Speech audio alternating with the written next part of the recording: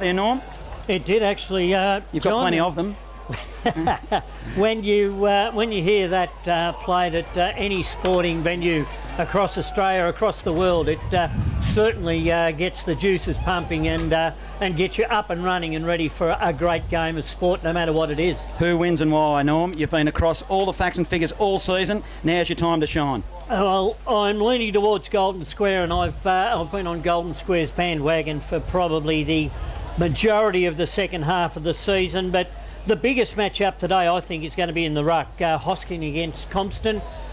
When they played at Golden Square back in round 12, it was Compton that got the job done there. He was able to stand off Hosking at the ball-ups and the boundary throw-ins, and wasn't able to let Hoskin body him around.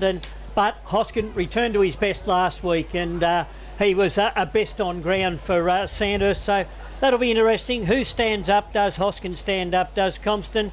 Excellent at ground level, both sides. The likes of Monty, Tomer and co for Golden Square up against Conforti, Coughlin and co for Sandhurst. I think that Golden Squares, they've had more run all year. They've been able to work it better. And where I think they've got the edge is in their forward line.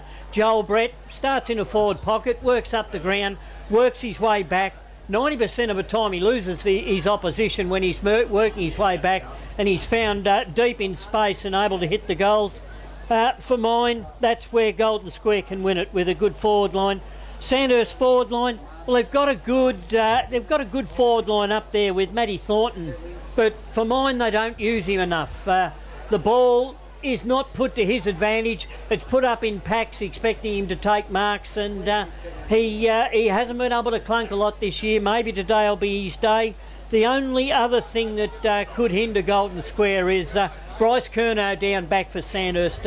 He's the general down there. He controls it. He knows when to leave his opponent to help a teammate out, and then set up plenty of attacks from defence for Bryce Curnow. But I think when you look at the likes of, as I said, Joel Brett up forward, Jayden Burke can also go forward, Freckleton, Strosh and Vass. It's a very good forward line, and I think that that's where Golden Square can just get on top against Sandhurst. Let me give you an update in the A Reserve netball. Sandhurst lead at the moment against Gisborne. It's 25, playing 17. So we'll keep you updated with all scores coming from across over the netball court.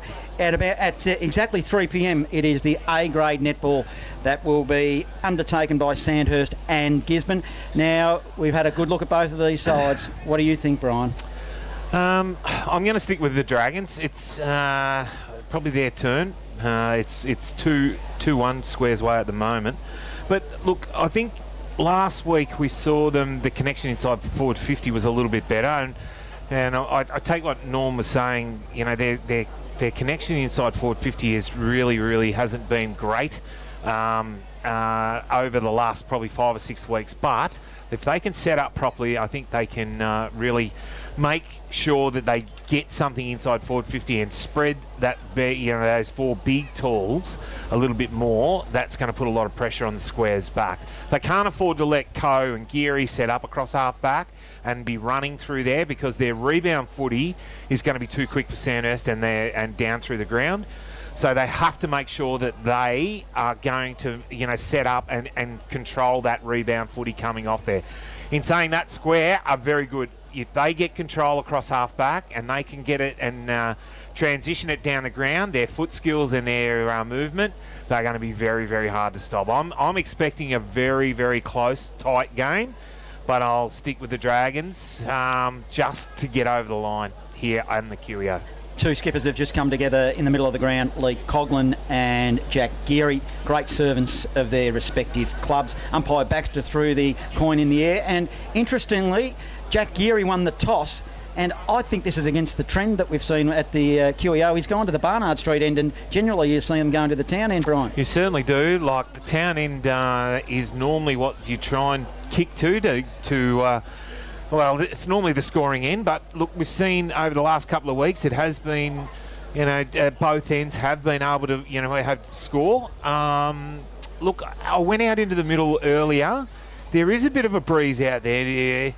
It's probably anything, it's slightly towards the Barnard Street end. It's slightly crossed the ground into probably the old South Bendigo club rooms or social rooms forward pocket.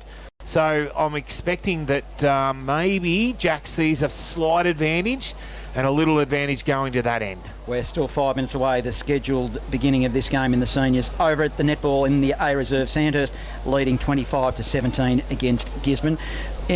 Look, I think that Golden Square might have some unfinished business from last year. They didn't make the grand final. They should have.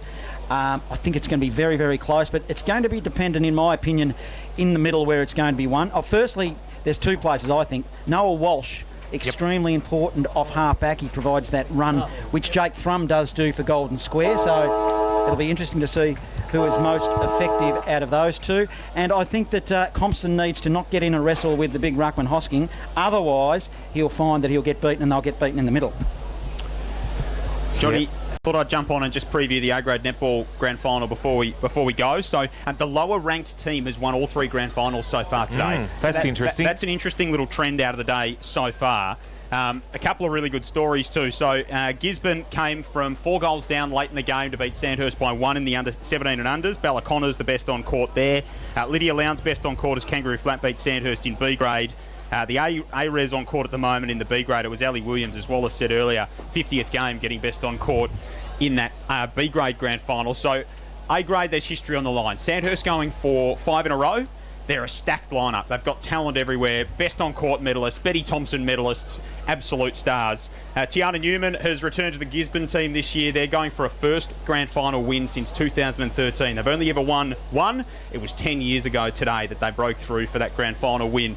And maybe that trend of the lower ranked team coming through continues. So it's going to be a great A-grade netball grand final a little bit later on this afternoon. I'll come back and update you with the results of that one. Meantime, gents, have a great call and enjoy this. And you too, have a good call over there, over with the A-grade netball, because it will be a really good game of netball over there. What a day we've got. Oh, sensational, crowd's mate. Massive, especially up on the hill. Heaps of people over at the netball. It's just terrific. I was out there before and the people were sort of saying, oh, they'll all be in, but I reckon it has built up in the last 10 minutes, probably twofold. It is massive crowd down around the bottom end of the goals, and there is people everywhere. So looking forward to what should be an absolute sensational grand final. Let's get things underway. In the under-18s, Gisborne defeated Golden Square, Gisborne Premiers. In the reserves, Sandhurst Premiers over Eagle Hawk. Golden Square versus Sandhurst. In the grand final in the seniors, Footy Fresh is Bendigo Grand Final Football Live. To take the first bounce is Brian Mansbridge. Well, we have the two ruckmen who have gone head-to-head most of the season in the middle. Matty Compton for the Golden Square side. Hamish Hoskin. Well, you've got Toma, you've got James Coughlin, you've got Sam Conforti, Hartley, Geary. They're all in the middle. The umpire holds the ball aloft. 2023 is about to get underway here at the QEO. Who will win the first tap? Hoskin got it down. Geary got the first kick. Little one out towards half forward. Bouncing ball straight over the top of the heads. Going back, looking forward. Inside forward 50. Strosh. One-on-one contest. Good work. Knocking it over the ground. Boundary line. Freckleton there. And it'll be a throw in deep into the forward pocket down at the far end. An interesting first move for the day. Bryce Curnow full forward being picked up by Jaden Burke. The Dogs are in attack here. Barnard Street end. Big crowd in attendance. Umpire will throw it in. We're only 15 metres around from goal. Golden Square looking to get the first one on the board. Hosking grabs it out of the air. How many times is he going to do that? He gave it up and he gave it to Barrett of the Dogs. It goes goalward and will be a saving mark on the line. In fact, it is the first score of the grand final. One behind, Golden Square lead. Sandhurst yet to score. Footy Fresh as Bendigo Football Finals live. Well, it came out to half forward, right inside the boundary line. Conforti was there, little one over the top. The Dragons will come forward. They sent it to half forward. One-on-one contest. Stagg was knocked away. Front and square was Geary for the Dogs. He goes back, gives it to Hickman. He bangs it on the boot, puts it inside. Wright, who has gone back. It came off the pack. Strosh, a little bouncing ball. Bouncing. Oh, it's just bounced the wrong side of the stick. Through for another minor score. 2 behinds to the Dogs. And the Dragons yet to score. We've played just on a minute and a half in this first quarter of the 2023 Grand Final here at the QEO. The kick will come in from fullback for the Dragons and it'll hit up Ireland, back pocket. Dragons looking to bring it down broadcast side. Hasn't got a lot on offer. Looks inboard. There's nothing. Then he decides to dump it to the wing. John Kozer in the middle of the pack but got caught out. Stagg picks up the footy, then taps it. In fact, he asked for a free kick. He tapped it boundary side and it'll go over for a throw-in. On centre wing, 2 behinds Golden Square. Sandhurst yet to score. Footy fresh as Bendigo Football Finals live. And at the other end of the ground, Tananelli's got the job on Joel Brett. Ball thrown back in, centre wing, grandstand, off the pack and forward. He got the ball smothered by Hartley. He got a quick handball back by Coughlin, kick into the middle. Trelford was there, couldn't get the bouncing ball. Conforti picked it up with one, stepped inside, gave off the handball, looking to go inside. McLean, one-on-one. Kerno comes out, can he throw it? He can't. Knocks it out towards Maxted, can't get it there. Dogs got the defence. They work it around ground level. Ball towards the outside. Thrum over the line, out of bounds for a throw-in. Forward pocket, deep into attack at the city end of the QEO. Oh, Kerno had a chance. Dropped it, probably one he would have ordinarily taken, only 20 metres out from goal. That would have been interesting, but he didn't. The opportunity is lost. Interesting, he's playing up forward. Umpire will throw it in. Compston got a shove from Hosking. Umpire let it go. Hickman dished it off by hand to the big ruckman in Compston. He goes beyond 50. Outer side. They're just fumbling a little bit of footy. Ruff will go over the top now. They'll look to go goalward and end up with Paul Pratt. Go to the top of the square looking for Maxted. Good work. It was Monty who punched it for the Dogs from behind, and Collins will swoop on it from 49. Comes in, looks, lowers the eyes, has a hit up target, and he got a mark there. Stagg, Nick that is, comes out and takes a mark 30 metres out on a 45-degree angle. Will go back and have a set shot on goal, the first one for the afternoon. Nick Stagg. Well, last week he kicked one from outside 50. You bloke said he couldn't make the distance last week. He will only kick from 30, so distance is not a problem. Accuracy the only problem as he comes in. Crosses the arc of 50. Walks towards the goal. Concentration on. Not going to be a goal. He kicks it right across the face towards the boundary line. Touched over the line, out of bounds. Throw in deep into attack for the Dragons at the city end of the QEO. Oh dear, that was nervous, Norm. It was, and Golden Square caught napping there. There was 4 Sandhurst players that could have gone to. Went to the most experienced, and as Brian said, lowered his eyes nicely to get Nick Stagg, and that was Andy Collins. Umpire will throw it in. Deep in the forward pocket. Scoreboard side. Scoreboard pocket. Umpire Baxter, he just blew the whistle. He had time on there for the moment. Now the umpire will throw it in. Up they'll go in the right. Compston taps it to his feet. Contested ball. Ground level. Gets tapped towards the boundary line. Good work, Threlful. Gave it to Coe by hand. Coe gives it to Thrum. Kicks it on his right foot, which is his wrong one. Goes a long way forward. Off the pack. Off hands. Tumbles towards the boundary line. They'll let it go over. Outer side wing. Swinging pool side. Ball in. 2-point margin. Dogs lead over the Dragons, who are yet to score. 5 minutes gone. Opening term. Footy fresh is Bendigo Grand Final Football live. Outer side. Centre wing. Umpire about to bring it back into play. Big crowd on the outer side. He throws it in. Compston and Hamish Hoskin. Hoskin gets the tap down. Hits his teammate. Then a quick handball out. Trelford can't get a hand on it. Driving towards the line there was Noah Walsh taking it over. And it will be another throw in, virtually in the same place on the outer side, pool side of the QEO. Slightly into the slightly attacking side of the centre wing for the Dogs. Kicking to the Barnard Street end. Ball thrown in again. The 2 ruckmen set themselves. Compston got himself in front, knocked it down. Walsh, Noah was first on to it, but he was tackled. And, well, he just dropped the ball. The umpire said Tommy Tomer will take the free kick for the Dogs on the outer side. Time up. Short. Goes to Dogood of the Dogs. On the wing. Swimming pool side. Kicking to the Barnard Street end. Bathed in sunshine. Short pass forward is effective. Hits Tomer. Tomer halfway between the wing and right half forward. He now goes shallow inside forward 50. Good strong mark by Ruff. He was strong and he was brave. Looks to bring it broadcast side, but then he just changed his mind. Goes to the back door to Ireland by hand. Handball. Forward to Walsh. Walsh has stubbed his toe on the ground and only went 3 metres forward. Will it be a turnover? Strosh is there. Stagg did well. Picked it up by hand. Hurried kick now. Goes to the wing, but it's intercepted. Turnover to Jack Geary, who kicks it long. Went down long, going out. Oh, did he take the mark inside? That was Brett. Was it a mark? It was, and it's going to be paid right in front of the big crowd on the outer side changing rooms. Joel Brett takes the mark. Looks to play on. He'll go short. Lower his eyes. He does. Hits up his teammate in the outer side pocket. That'll be Strosh, who will go back and, well, should have the distance. He is probably only a couple of metres inside the boundary line. And he'll have to kick the ball from just on 50. So he's on a tight angle. A long way out.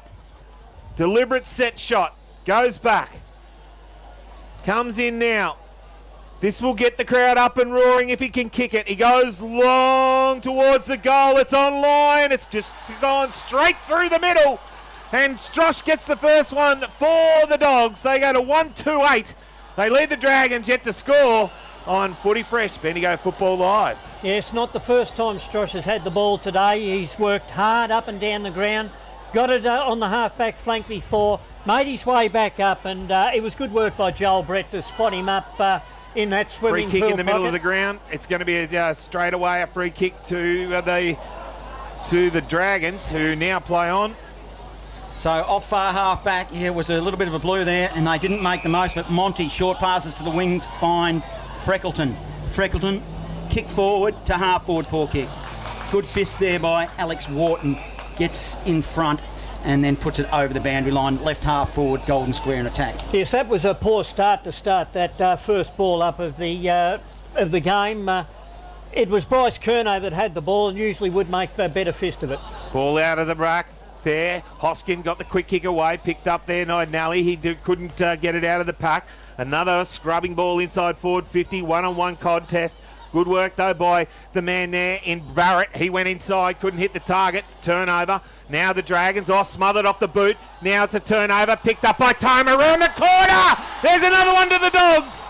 They get two. He gets his first of the afternoon. They go to 2-2-14. They lead the Dragons, yet to score. Footy Fresh is Bendigo Football Live. Yes, and that was a good charge down by Liam Barrett then. Kept the ball in the forward line. It bounced out to Tomer, and Tomer made no mistake around the body, 30 metres out. Golden Square, they certainly looked the more keener of the two sides early in this game. They're looking to chase this ball down every opportunity. Well, it's interesting though, Sandhurst, they've had their opportunities. They've had it inside forward 50. It's the Dogs who have capitalised. Back in the middle, Hosking wins the tap. No clear winner through Sandhurst. In fact, it was a turnover. Strosh into the middle, he overran the football. Then Stagg, little giver was okay to Walsh. Walsh a slinging tackle, but it wasn't dangerous. And eventually, umpire Vitoriti, just forward of centre, said, give it to me. Sandhurst marginally in attack. Ball up. 14 playing 0. It is the Dogs. 9 minutes gone, opening term. Off the ruck, neither Ruckman got it, but then Compton picked it up, kicked it forward, ball bouncing, and it was over the back. Now Brett grabs hold of it. Dogs go into a side forward 50 again, long. It's going to be across the face and through for a minor score. And it will be another one to the Dogs. 2-3-15, 10 minutes gone this first quarter here at the QEO. It's Bendigo Grand Final Day 2023. And the Dogs have jumped out of the box with a quick and early lead. Alex Wharton played on for the Dragons from the kick-in from fullback. Hosking collects. Handball was effective. Goes to Stagg. Stagg to half forward. Burke couldn't mark it for the Dogs. It's a turnover now. Jack Geary goes to Monty by hand. They'll work it through the middle nicely. Tomer sweeping handball to right half forward. James getting involved and spots up Barrett, who offered a lead for the Dogs. And at 49 metres on a pretty tight angle, and actually Tomer's kick was harder than this one. Let's see what he does with the footy. Dogs, long now. It'll go to the top of the square. Didn't quite swing properly. Strosh labouring after the football. Hard up against the boundary. Will the Dragons emerge? Will they kill it or they dive on top of it? It's the latter. Umpire Vitoriti blows his whistle. Crosses his arms. Give it to me. 15-point margin. Dogs lead. 11 gone. Opening term. Footy Fresh is Bendigo Grand Final Live. Ball off the pack, big punch inside forward 50 from the Dogs. They put it to the top of the square. Dragons got numbers. Noah Walsh gives it off and gives it to Stagg. It's been a call to throw. It's going to be a free kick, and it's going to the Dogs again. And I think it might be Hickman, is it? No, Joel Brett, I think, isn't it? I'm not too sure. Let's watch who gets it. No, it's Morecambe, I think. Hamish Morecambe is going to get the free kick. His too, yep. He'll come back and he'll come in and have a set shot virtually directly in front. No real distance or angle. Hamish Morecambe, it's come off the side of the boot. He's let the Dragons off the hook. Through for a minor score, 2-4-16. And the Dragons yet to score. We've played 12 minutes first quarter. Footy Fresh is Bendigo Football Live. Curnow kicks in from fullback for the Dragons. He's gone down back now. They've pulled the trigger. Good kick. He goes to the outer side. Dragons, is Will Robinson in sight? There's danger, danger, danger. Dogs look good. Short pass. Oh, it's okay. Paul Pratt receives on half-back for the Dragons. Just weighs up his options. Swimming pool side is his preferred target. He goes there, kicks it long and high to a pack. Burke, good mark for the Dogs, turnover, and he's marked it on centre wing. Burke looks across the ground, has Thrum just outside defensive 50, heads back to there. He'll now look through that trusty left foot through the middle of the ground, finds Captain Jack Geary. Geary takes the mark. He looks on to the outer side, grandstand side. He looks for Vass, couldn't quite get it there. Freckleton was there, going in and hard was the Dragons player and put his head over the ball. Gets a free for a high tackle. He will get a free kick for a high tackle, Lee Coughlin, and he'll play on quickly. Sweeps it wide. I'll work it through rough short pass. Wasn't really effective. Made Paul Pratt work for it. He picks it up. He's strong in the hips and the body. Keeps his feet and then steps over the boundary line. Golden Square's pressure's been great early in this first quarter. They're up a notch more than what Sandhurst are and making it very hard for the Sandhurst players. Broadcast side, halfway between centre wing and left half forward to the Barnard Street end. Dogs in attack. It'll be Hosking for the Dragons in the ruck against Compston. Compston front position. Got muscled there by Hosking. Doesn't need to get in a contest like that with him. Needs to work off him as we'll have a stoppage. Haven't moved far really. Still left half forward. Dogs in attack. Ball up. 16-point margin. Dogs lead over the Dragons. Almost midway through this opening term. Footy Fresh is Bendigo Grand Final Football Live. Ball in the air. Hoskin wins it down. Who should be first there? Barrett's there. Ballot just tapping it along. Trying to get out there was Hartley. Couldn't quite get it. Got a kick inside. Bouncing ball. Went over Curnow's head. Dogs got numbers. Freckleton there. Ball eventually worked over the line there by Morecambe, and it will be a throw in about 35 around from the Dogs' goals at the 14.5 minute mark here. It is 16 plays 0. The Dragons yet to score. Footy Fresh is Bendigo Football Live. Hosking. Compston tried to muscle him, and then bursting through the plaque was Barrett. Couldn't find space. Smith getting involved for the Dragons. Picked up nicely by Stewart. Goes goalward. But a saving mark on the goal line by Bryce Curnow. Wearing the long sleeve jumper. I love it. I don't care if it was 40 degrees, Brian. Yeah, just like Kieran Nile of the old times. He would never, ever, ever wear it. Had to be about 45 in the shade for him to whack on the short sleeves as the Dragons take a mark. Deep in the back half, Nick Stagg bangs it on the boot, pulls it to grandstand side. Big fly coming across there was right, was it? Maxted. No, Maxted. It is. He takes the mark. Now goes long, turning, going up there. Good work, Nelly. Going back. Oh, Day Wicks, I should say. Yep, good mark. Going back with the flight, takes the mark. Now turns on that left boot. Goes inside forward 50. First forte forward. Big punch off the pack. Got to the back of the pack. Good work, though, by the defence of... there was Burke. He punched it for the Dogs. Got it towards the boundary line. That fumbles around. Toma. Good. Turns out. Gets on that right boot. Bangs it long. Puts it outside defensive 50. Oh, Freckleton got up. Didn't take the mark. Came to Ireland. Ireland gave it across and gave it to Maxted. He went inside forward 50. Got over the back. They got numbers. Trelful taps it once. Can't get a handle on. Fell over. Push in the back. Going to get a free kick. Ticky Touchwood. Lucky. Very lucky. It'll be a free kick. Trelful will take it for the Dogs. 10 metres out from his defensive goal. Plays on. Broadcast side. Murley jumped high, jumped early and gave away a free kick to Stagg. Late call by Baxter. Umpire Baxter, but it was there, Norm. It was, yes. Stagg. Murley needs to stand for the Dogs, and he does. Stagg plays on now. He'll thump it long inside forward 50. It's a high ball. Big pack of players. Thornton grabs it in the middle and needs to slot it. He's at the man on the mark's at 45. It's going to be a decent kick, but if they are going to get back into this game, it's only a 16-point margin, but he needs to kick it.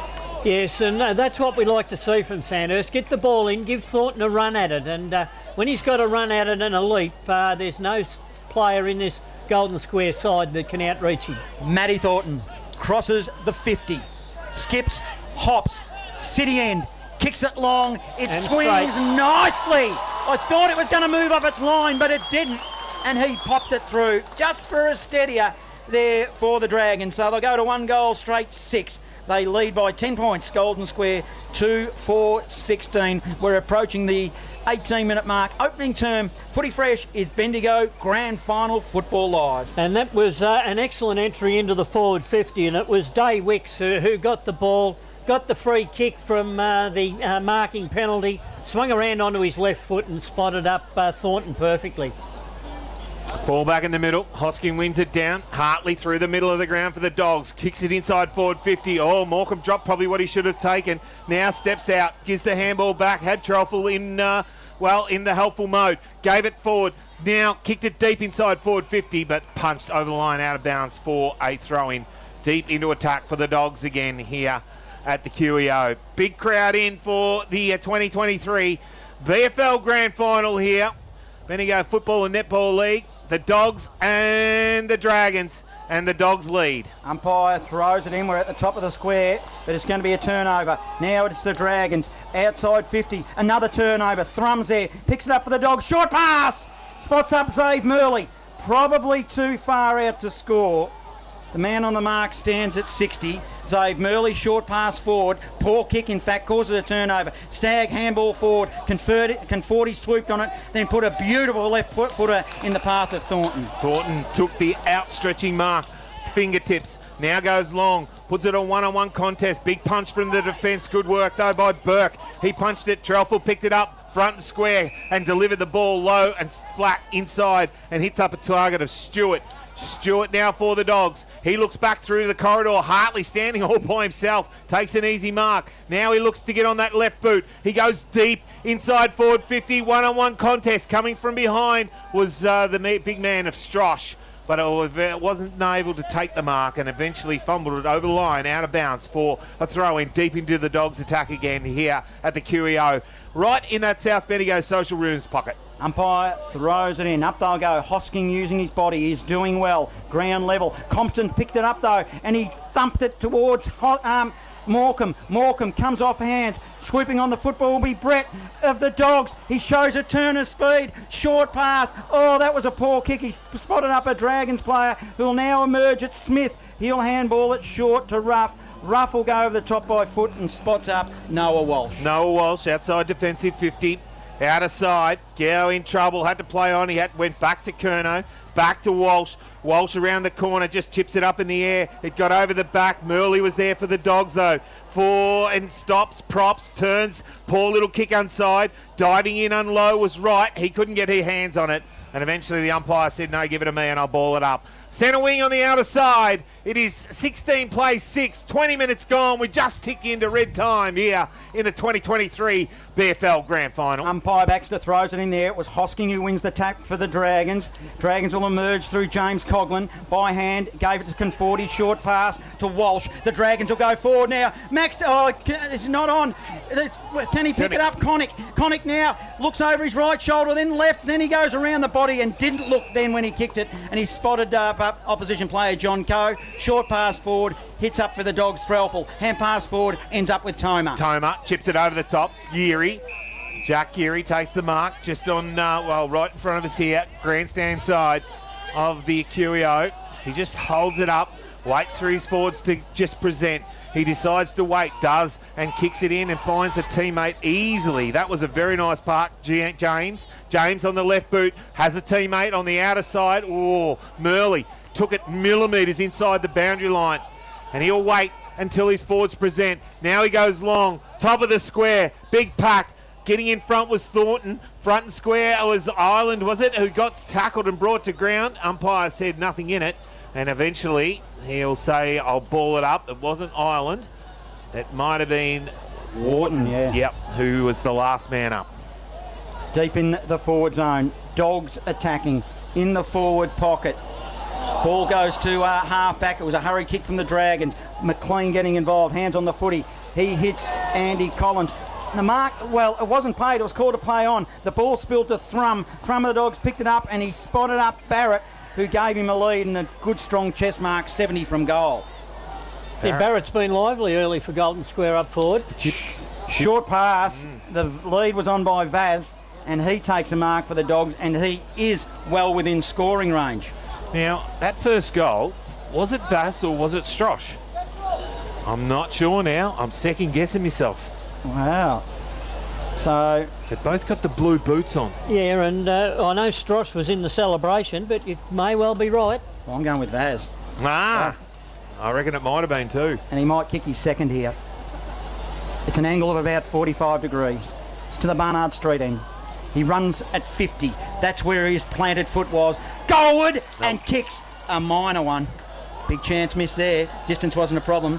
2-5-17 to 1 goal straight 6. Sandhurst trailing. 22 and a half minutes gone. Opening turn. Curnow straight down the middle of the ground. Ball through the middle. Paul Pratt goes through, goes long, has Collins over the top, just needs to bounce and set for him. It does. He breaks the tackle, steadies, looks inside. Poor kick, bouncing ball touched through for a minor score. Probably had more time than what he thought, and just off the boot and through for a minor score. 1-1-7. The Dragons 2-5-17 as Geary plays on from fullback. Kicks it there to Coe. Coe goes to Hickman. Hickman by hand to Thrum. Thrum in the back line still for the Dogs. Short pass on the left. It was an awkward looking ball. Bounce. It's going to be a turnover. It'll be the Dragons coming back the other way now to half forward. Contested footy. Walsh overran the footy. Couldn't quite collect it. Conforti somehow picked it up and managed a left footer. He finds Day Wicks by himself. Day Wicks on the left. He's got a player on. Diving for it. It's McLean. Couldn't quite get it. He's got time and space. Around the body. Goes on and slots it. Jake McLean, probably an unlikely goal kicker, and put it through for the Dragons. So here they come. 2-1-13, trailing 2-5-17. Footy fresh is Bendigo Football Live. We've gone 24 minutes opening term. Yes, that was fortunate for Sandhurst there, because two players went up and contested the same mark, and it was Lee Coughlin's quick work to recover the ball when it hit the ground. A lovely little kick out to Day Wicks, and once again Day Wicks has been the assister to the goal kicker. Ball back in the middle. Hosking taps it down, but it went straight down the throat of Tomer. He gave it to Geary. Geary then on the left went straight inside forward 50, pushed underneath. Wharton was there, handballed it off. All big push in the back, but no free kick as the player at the base of the pack just gets up there. And that was Mills, and hands it back to the umpire. We'll ball it up right on the arc of 50. Slightly into attack for the Dogs. Hit down by Hosking. Quick hands out from his teammate there was Geary. He gave it off and they went inside Monty. And now, is it going to be a mark? It is. And it's just on the arc of 50. And it's going to be Morecambe again, who gets up in front of Mills, looks to play on. He's going to play on quickly, goes out wide. He's got Vass, who goes out wide, and he'll go back and have a shot on goal, and I think he's looking for his second. Vass, Braden Vass, will go back. He'll kick from 45 on a 45-degree angle to the Barnard Street end to get the balance of this first quarter out to a 10-point lead. He comes in. He just crosses the arc of 50. Couple of skips, bangs it on the boot, but it looks like it's going to go to the right and through for another minor score. 2-6-18, the Golden Square. 2-1-13, Sandhurst. 25, nearly 26 gone first quarter. Curnow directing traffic from fullback. Kicks it in. He thumps it long to 60-metre ball. They'll set themselves. Wilkinson got high for the Dragons. Hosking, a neat little handball, did very well to Paul Pratt. Short pass, Lee Coughlin. Handball forward to a running Jake McLean. He's run on. Will he put it in the path of Maxted? One-on-one with Coe. Maxted gets his hands on the footy, taps it goalwards, but running onto the footy is Collins. Andy Collins was riding shotgun, came basically from nowhere. I didn't even see him sneaking there, Brian, and popped it through. And they have hit the lead, the Dragons. 3-1-19 to 2-6-18. 1 point margin, 27 minutes gone. Opening term. Footy Fresh is Bendigo Grand Final Football Live. Yes, and Sandhurst making the most of their forward 50 entries now. 3 goals from 4 shots at goal. The other end, Golden Square have had 8 shots, only 2 goals, and Andy Collins showed his experience there to be at the base of the pack. Yeah, he did well. Ran around the back. Ball back in the middle. Hoskin wins it down towards Conforti. He's tapped. Can't quite get a handle on it. Ball went back inside. Picked up by Geary. Well, he was... Sam Conforti was riding Jack Geary like a horse in the middle of the ground at that stage under the tackle. And the umpire said, give it a man up, ball it up. Hoskin wins it down again. Conforti was there. He waited for the tackle this time as coming through was Toma. Ball off the pack. Went towards Barrett. Went to Walsh. That was Noah. He chipped it over the top. Had a teammate there in right. No one's able to get it. Ball came out the back of the ground. Picking it up there was Monty. He gave it out to Toma. Toma went to kick and nearly got it smothered by Wilkinson, but then got his ball to boot. Then Daywicks give a big punch towards the boundary line, and it went over the line out of bounds for a throw-in. Centre wing on the outer side here at the QEO. 27, nearly 28 gone here in this first quarter. It is a 1 point ball game. The Dragons lead by that solitary point. Umpire will throw it in. It'll be Hosking v Compston. Compston's giving him 10 metres, and that's the smart thing to do. Then he runs and he gets into contest. In fact, the ball bounced, so it was probably even in the end. Ball spills to Lee Coughlin. By hand, gives it to the Dragons, to Hosking. He'll go inside forward 50. Turnover. Shelton handballs it towards the boundary line, and it's on. It's on, Norm. And I'll watch the fight. You do the commentary. They're coming from everywhere. And it's on the 50 underneath the scoreboard. A little bit of jump punching going on. And the boys just getting a little bit excited there. A little fracas. There's nothing like a little fracas in a grand final. You just need to show the colours, and that's what they normally do. And this is what both sides are doing at the moment. They're just showing that, well, I'm not going to stand for anything. Both Golden Square and Sandhurst are... flying the flag, as they say, at quarter time. And in the A-Reserve netball, it is a 10-goal margin, and that game is in fact over in A-Reserve. So premiers are Sandhurst, 10 goals over Gisborne, 43-33. And here at the QEO, it is quarter time. Do not go anywhere, and if you're in the Bendigo area, get up here because it's going to be an absolute cracker. Sandhurst lead it by 1 point, 3-1-19 to Golden Square, 2-6-18. Footy Fresh is Bendigo Grand Final Football Live. It feels like home, it feels like home. Berry plant, it feels like home. A place for you, a place for now. And Berry plant will show you how. Turn the key and flick the light. Bendigo, you know it's right. Feels like home, it feels like home. Berry plant, it feels like home.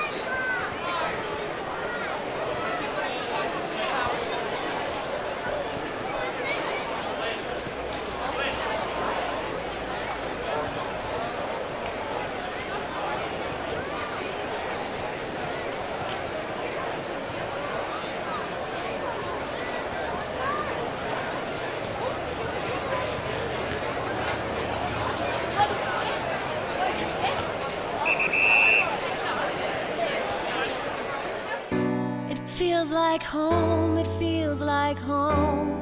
Berry plant, it feels like home. A place for you, a place for now. And Berry plant will show you how. Turn the key and flick the light. Bendigo, you know it's right. Feels like home, it feels like home. Berry plant, it feels like home. Capped off his good work as he should have. Barrett and Vass have also been lively up forward, and Tommy Tome around the ground topped off a good first quarter with a goal. Yeah, for the Dragons, look, I thought Thornton, a couple of big clunks down forward.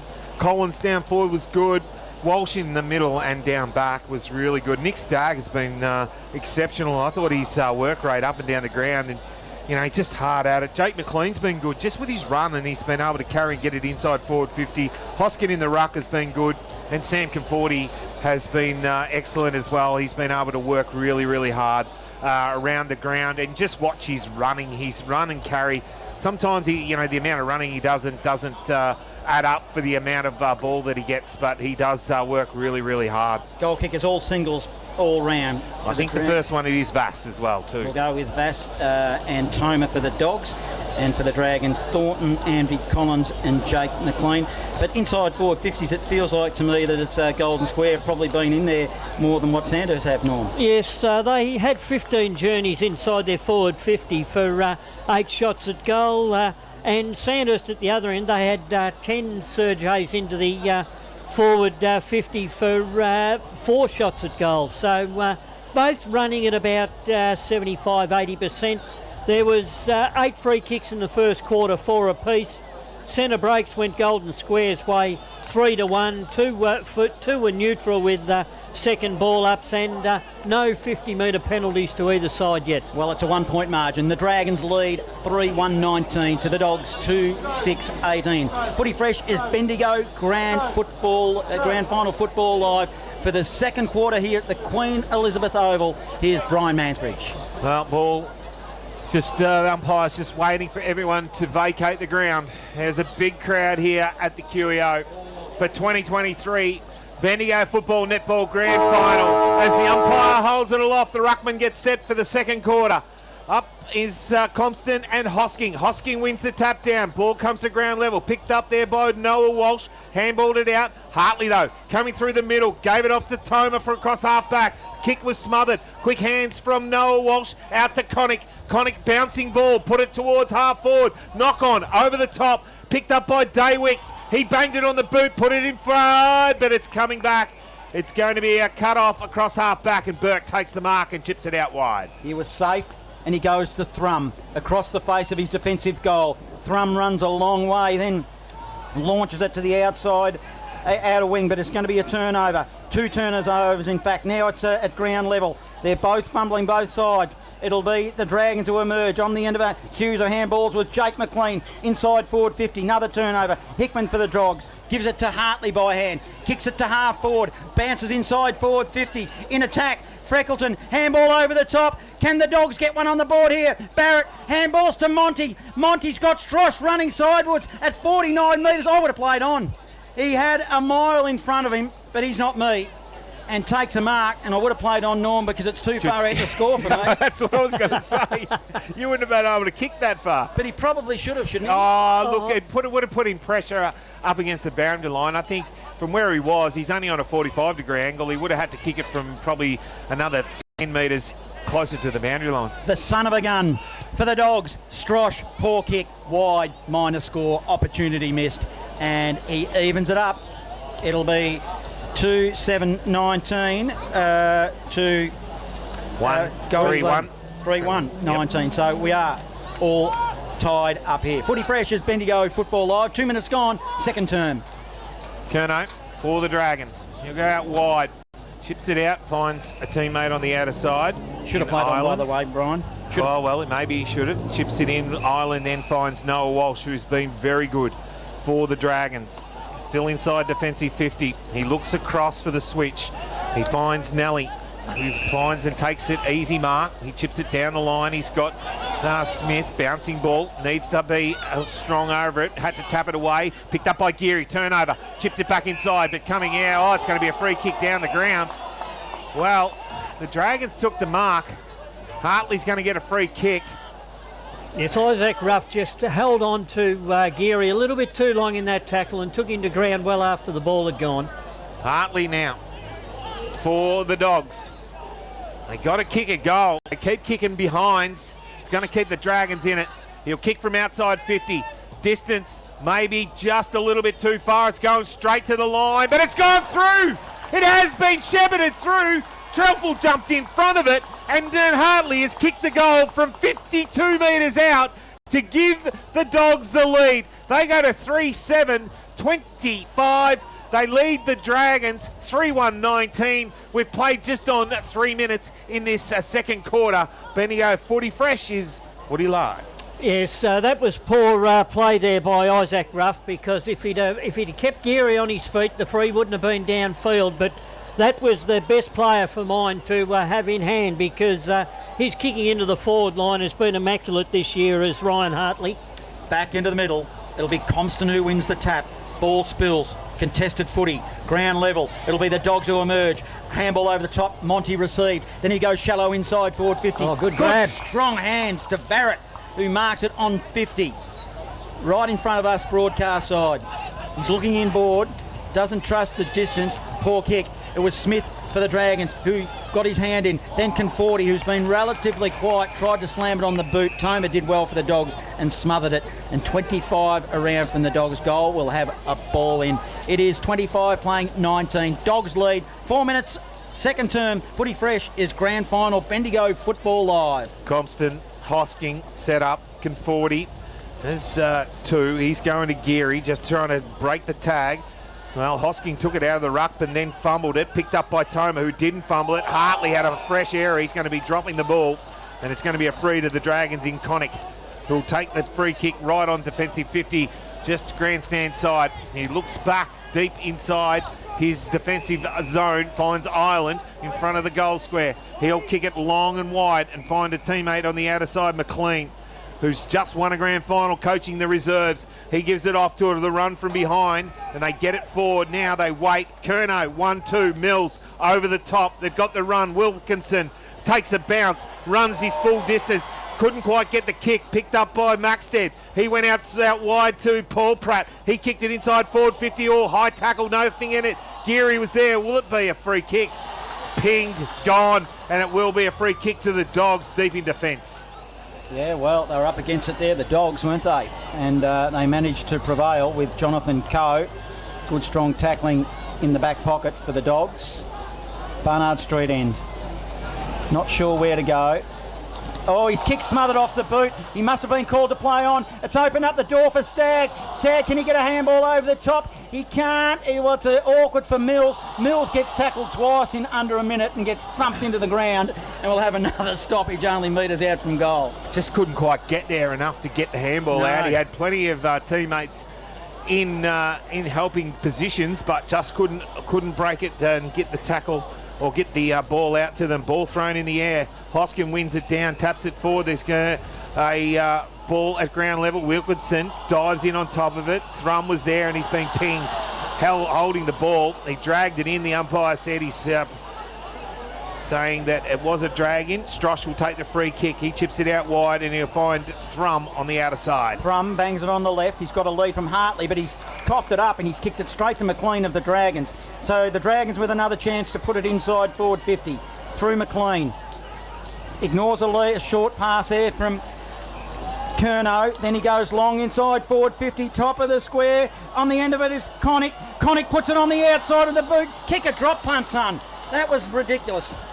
Well, probably that's a bit too harsh. No, but it was ridiculous. He should have had a shot. He could have steadied and straightened up. Well, he caused a turnover, so it wasn't too harsh on him then, Brian. No, I don't think so. Why do that? Yeah, he could have tried check side around the corner, but it was an easy one. Kicking out wide. Turnover again. Coughlin, that's James. Takes it for the Dragons. Looks inside forward 50. Stagg comes out and meets it and takes a good one in contest with Freckleton. And he'll go back and have a shot on goal now. He should be within distance after what we've seen the last couple of times. He's about 45 metres out. He'll kick from 47 and have on a 45-degree angle. He's on the outer side of the QEO. He waits and looks. Runs his full distance now. Crosses the arc of 50. He gets to 47. Bangs it on the boot. Way towards the goal, but it's across the face and through for another minor score. 3-2-20 now, the Dragons. They trail Golden Square 3-7-25, 7.5, nearly 8 gone in this second quarter. Dogs will bring it in through Jack Geary. The kick in from fullback. He had played on. Broadcast side, he sends it down the wing. Barrett, unrealistic attempt, and the umpire saw it that way as well. He jumped about 3 weeks too early then, Norm. He did. He was up miles too early. If he'd have gone up normally, it would have been a normal spill, and Golden Square were off. Thornton goes corridor. Scott Curnow. So still in the middle now of the QEO. Curnow now. He'll go long into the pocket. They'll set themselves. Maxted is the target. Comes to the ground level. Jack Geary on the end of a handball. He's calm and composed. He gives it to Jaden Burke. Jaden Burke kicked it outside 50, and he's coughed it up and he's given it straight back to Curnow. Curnow chips it over the top. Had a player in clean, but coming in and punching it away was Hickman. Over the line, out of bounds for a throw-in right in front of the race of the pools. Change rooms on the outer side as the umpire waits to bring it back into play. Compston and Hosking. Hosking in front. Compston wins this one, drags it out of the air, kicks it down, but going back, Nally takes a strong mark centre wing outer side. Short pass is effective. McLean's had leather poisoning, has he not? Then he goes, he's got players on, he's got Lee Coughlin, 70 from home, handball, gives it there to Smith. Smith short pass, it's a poor one, and it's kicked, cut off by Geary. Captain Jack Geary goes to Toma, a running Toma. They'll look to bring it down the broadcast wing, shrugs off a tackle, then he thumps it long. He'll be looking for Brett running with the right flight of the football. He's got turn of speed, he's got Ireland right next to him. Then he overran the footy, Ireland picked it up, and good defensive players are forward through Brett. Managed to get his hand into the footy and put it out of bounds and keep it in the forward zone for the Dogs. Right half forward, 70 out from home, City end, 5-point margin, Dogs lead, 10 minutes gone, second term. Ball about to be thrown back in. Hoskin, Compston playing very well at the moment. Hoskin gets the tap down, but he puts it straight in front of the running man of Hickman. He runs, he goes to the fat side, but diving Ireland takes a good strong mark in front of his defensive goal. Curnow just whips around the back. He looks on the outer side. He's got a teammate on the outer side who just chips it out there and finds McLean. Well, he's had a very good day so far. He's got a grand final win in coaching the reserves. Now he's out there playing in a senior grand final. Markstead up, couldn't take it. Conforti front and square. Got tackled, didn't have it. Ball at ground level. No one can get a hand on it. Can't get a handle. Let it go, the umpire does. Stepping up in the tackle, 2 players. But eventually, Toma brings his opponent to the ground. Nick Stagg gets up last and hands the ball off to the umpire. The A-grade netball is underway, a 4-goal margin. Gisborne leads Sandhurst 4-0. It is Paul Pratt now on the outer side wing for the Dragons. He'll kick it to the outer side. It is Conforti, an awkward, funny-looking left ball, but it might be effective. Into the pocket, looking for Thornton. Comes off hands. Jack Geary for the Dogs. Short pass, Hickman. Then it gets it back. Geary running through. Does well. Murley running through the middle of the Dogs. Now who will send it long inside forward 50. It's a 2-on-2. Spills to the back of the pack. Barrett, handball there to Brett. Brett's directly in front. Puts it on the left. Goalward. Bouncing ball. It's a goal. Dogs, good build-up, and Brett popped it through on the left. And what a nice bit of play that was. So Golden Square go to 4-7-31, 11-point margin, 3-2-20. We've gone 12 minutes, second term. Footy Fresh is Bendigo Grand Final Football Live. Yes, excellent setup by Golden Square there. Started back with Jack Geary back in defence. Lovely kick to Hickman, and Hickman found a contest, but excellent work by Barrett to knock that ball on into Joel Brett's path. He got around 3 opponents and made no mistake. Jack Geary is unbelievable. He's just run and keeps running off the pack. Murley gives it off to a teammate. They go inside forward 50, but Ireland for the Dragons takes a good strong mark and gets held up in by Morecambe. He chips it over the top, finds a teammate on the outer side, Stagg. He plays on. He chips it down the line. Has a teammate there in Daywicks who takes the mark for the Dragons. Still just attacking side now for the Dragons on the left boot. He'll go deep inside forward 50. Big pack forms, got over the back. Collins was there, but good work by Coe, who pushed the ball over the line out of bounds in front of the massive crowd here at the QEO for the grand final, the Bendigo Football Netball grand final here at the QEO. It is 31 plays 20. The Dogs lead at the 13-minute mark of the second quarter. Dragons inside forward 50. Throw in. Hosking tried to grab it out of the air and can't. Tries to make a path is Stagg. He can't. Jack Geary, hands and knees. Burrows in. Drags the, well, he didn't drag it in. He actually just tried to make a path and couldn't, albeit it is on his hands and knees.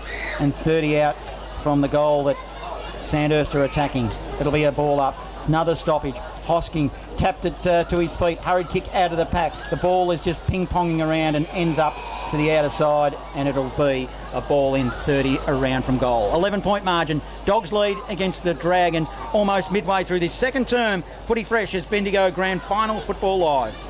Deep into attack. Dragons looking to get their first of the quarter. Pushed underneath the ball. Daywicks was there. Geary, though, for the Dragons. Kicks it outside forward 50. Got over the back. Morecambe put the big tackle on there for the Dogs and held up the play just inside the centre square. And it was Mills who was the last man up. And the umpire said, give it a man, I'll ball it up. The ruckman come in. Neither can get a tap. Well, they did. Hosking gave it to their Stagg. He banged it on the boot, put it inside forward 50, but going back, it's been Burke who's taken a good strong mark, defensive mark for the Dogs, about 10 metres out from his defensive goal. He's been good defensively for the Dogs. Now he'll send it wide. He's looking for Murley. Good work, Joel Wharton, Alex Wharton. In fact, it's his brother, not playing again. Always getting mixed up, Brian, not even playing. Hasn't played all year. But here are the Dragons. Wharton going to get on the end of it, but it's coughed up. Wharton probably an overzealous tackle on Threlfall of the Dogs. And in the back pocket, Threlfall will get a free kick. 11-point margin, 31 playing 20, Golden Square lead. Midway through the second term, Footy Fresh as Bendigo Football Live. Deep in his defence, he goes long to centre wing. Big pack forms. Curnow is there, got over the back. No one can get a handle. Little toe poke through the pack now. Who can get on the end of it? It will be Paul Pratt who bangs it on the boot. Well, that's banged it on the outside of the boot and put it over the line out of bounds on the full free kick turnover in front of the Dogs. Their coaching box, Jack Geary will take it. He kicks it down the line. Got a high tackle. Got a kick away there was Hartley. Kernick picks it up, gave it off to Smith. Smith gave it to Conforti, all fumbled. Had to go back now, got on the left boot. Had a teammate on the outer side and tipped it out and found Wharton centre wing grandstand side. A-grade netball, Gisborne by 2 now over Sandhurst. 8 playing 6th. Keep your those scores coming forward. Noah Walsh takes a good strong mark for the Dragons. Now he goes long. He'll put it to the top of the square. They all fly for it. Spills to the front of the pack. Wilkinson overran it for the Dragons. Vaz is there. Hurried kick there for the Dogs. Temporarily will relieve the pressure, but he's turned it over and he kicked it to Wharton. Wharton get his hands on the footy now. Short pass. Oh, that's awkward too. Another turnover. So a series of errors. It's ended up with, looks like James with the footy. Short pass. Spots up Monty, and Monty will now slow down the footy. For the Dogs, Monty on half back. Front of his coaching box, he goes down the wing. Yeah, coming out, Stewart takes a good strong mark for the Dogs. In front of the grandstand, down the line, poor kick. Oh, it's over the line. It should have been, but it hasn't been. It's been paid a mark to Jack Geary. Geary looks inside, trying to find it all, came off hands, got back to Curnow. Now he goes for a long handball towards Mills, but it went over the line out of bounds, and it will be thrown in about 50, well, not quite 50, 45 metres around from the Dogs' goals. Was there a Falcon in there, Norm? I think there was a Falcon in there, John. It got through the players and onto a forehead. Umpire will throw it in now. Hosking, he's winning the strength battle at the moment. Not sure he's winning the ruck battle overall, as we have another stoppage. Well, I think Compton's breaking even with him at present. Yep. He's staying off him at the throw-ups. Yeah, which he needs to do.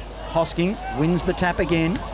Hurried kick out of the pack. Connick of the Dragons looks for Lee Coughlin, overend the footy. Support here. Conforti handballs to a running Noah Walsh, who was under pressure Good strong tackling by Captain Jack Geary, the Dogs. And on half forward, Dogs in attack will have a ball up. 11-point margin, they lead, 18 minutes gone. Second term, Footy Fresh is Bendigo Football Live. Well, Compton gets the tap down again, picked up by Smith, stepped out of the pack, went one way, went the other, then chipped it out wide. Coghlan, Lee was there, got tackled, didn't really have it. Ball off the pack. Well, trying to pick it up are the Dogs, pushing it forward, pushing it towards the outer side was James, and eventually it went over the line out of bounds for a throw-in. Right in front of the netball courts over there where the A-grade competition is underway. The ball about to be thrown back in. Hosking, Compton. Compton gets the front position. He gets pushed out of the road. Stagg got a kick away, but it was cut off by James again, who banged it back inside forward 50. Going there towards the ball was Stewart. Couldn't get hold of it. Good tackle from behind. Picked up by Barrett. Bouncing ball got touched, was it? Through for a minor score. Another one to the Dogs. They go to 4 goals, 8-32. They lead the Dragons 3-2-20. 18 gone in this second quarter of footy. Bendigo Footy Fresh is Bendigo Football Live. Speaking about the netball, it's a seesawing battle over there. Sandhurst now take the lead by a goal over Gisborne. 9 playing 8. As Sandhurst are mucking around with the footy a little on the back half. Over possessing the footy. Curnow received it from Coghlan. That was Lee.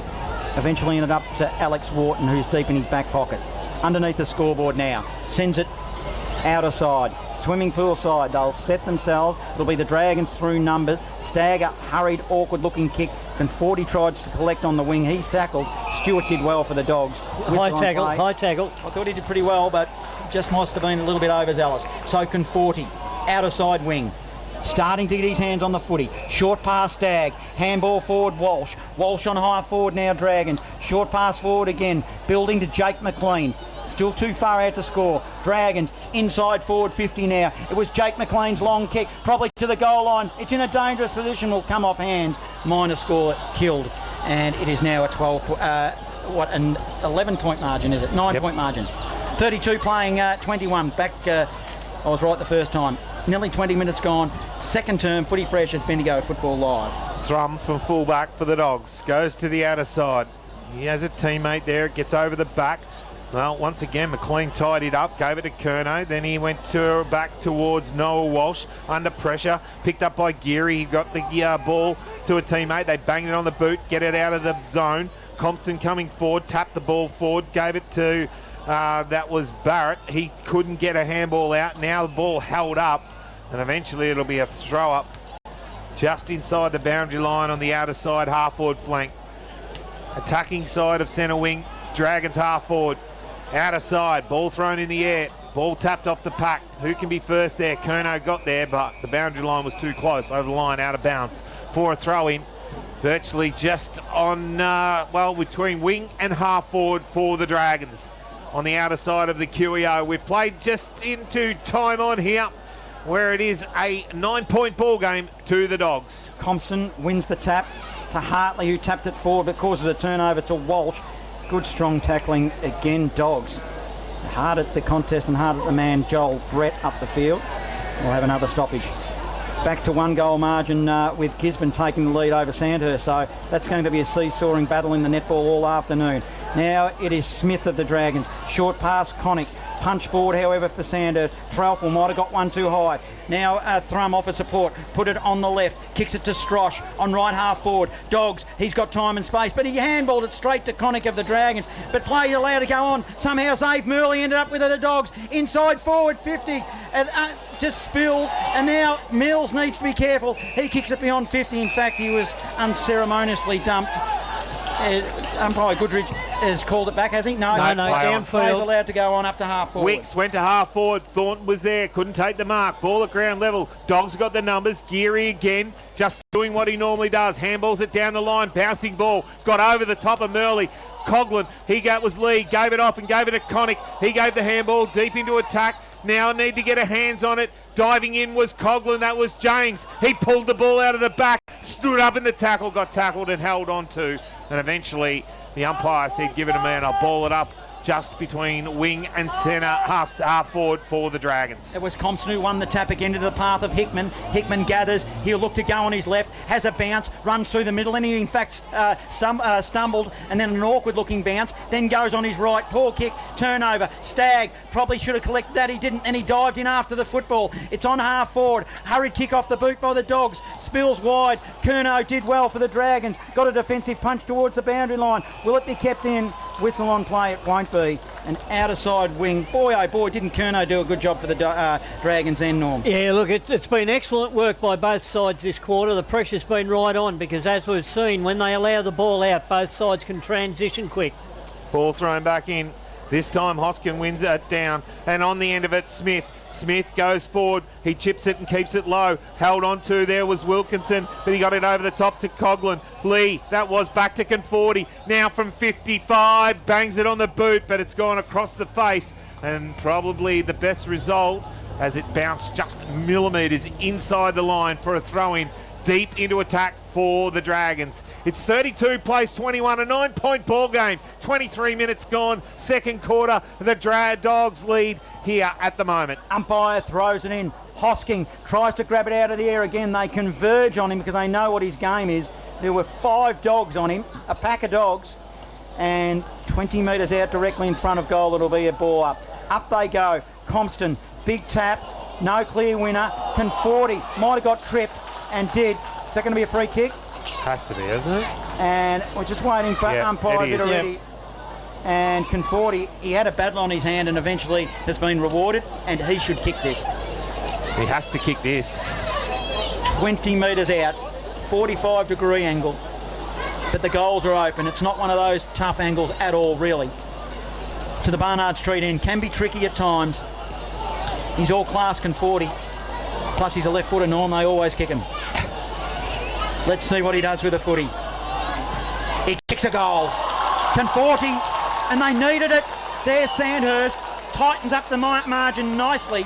We'll go to 4-3-27, trailing the Dogs 4-8-32. We're approaching red time here in the second term of this 2023 Grand Final. Footy Fresh is Bendigo Football Live. Yes, that was one of the better transitions of football from Sandhurst in this quarter. And Conforti, he scrapped well at ground level there. He had a number of dogs to beat. He got through one tackle, he got through 2. The third one was a trip as he tried to go over the top, and he then made no mistake. An interesting contest, plenty of pressure by both sides. Compton and Hosking gets the big tap away.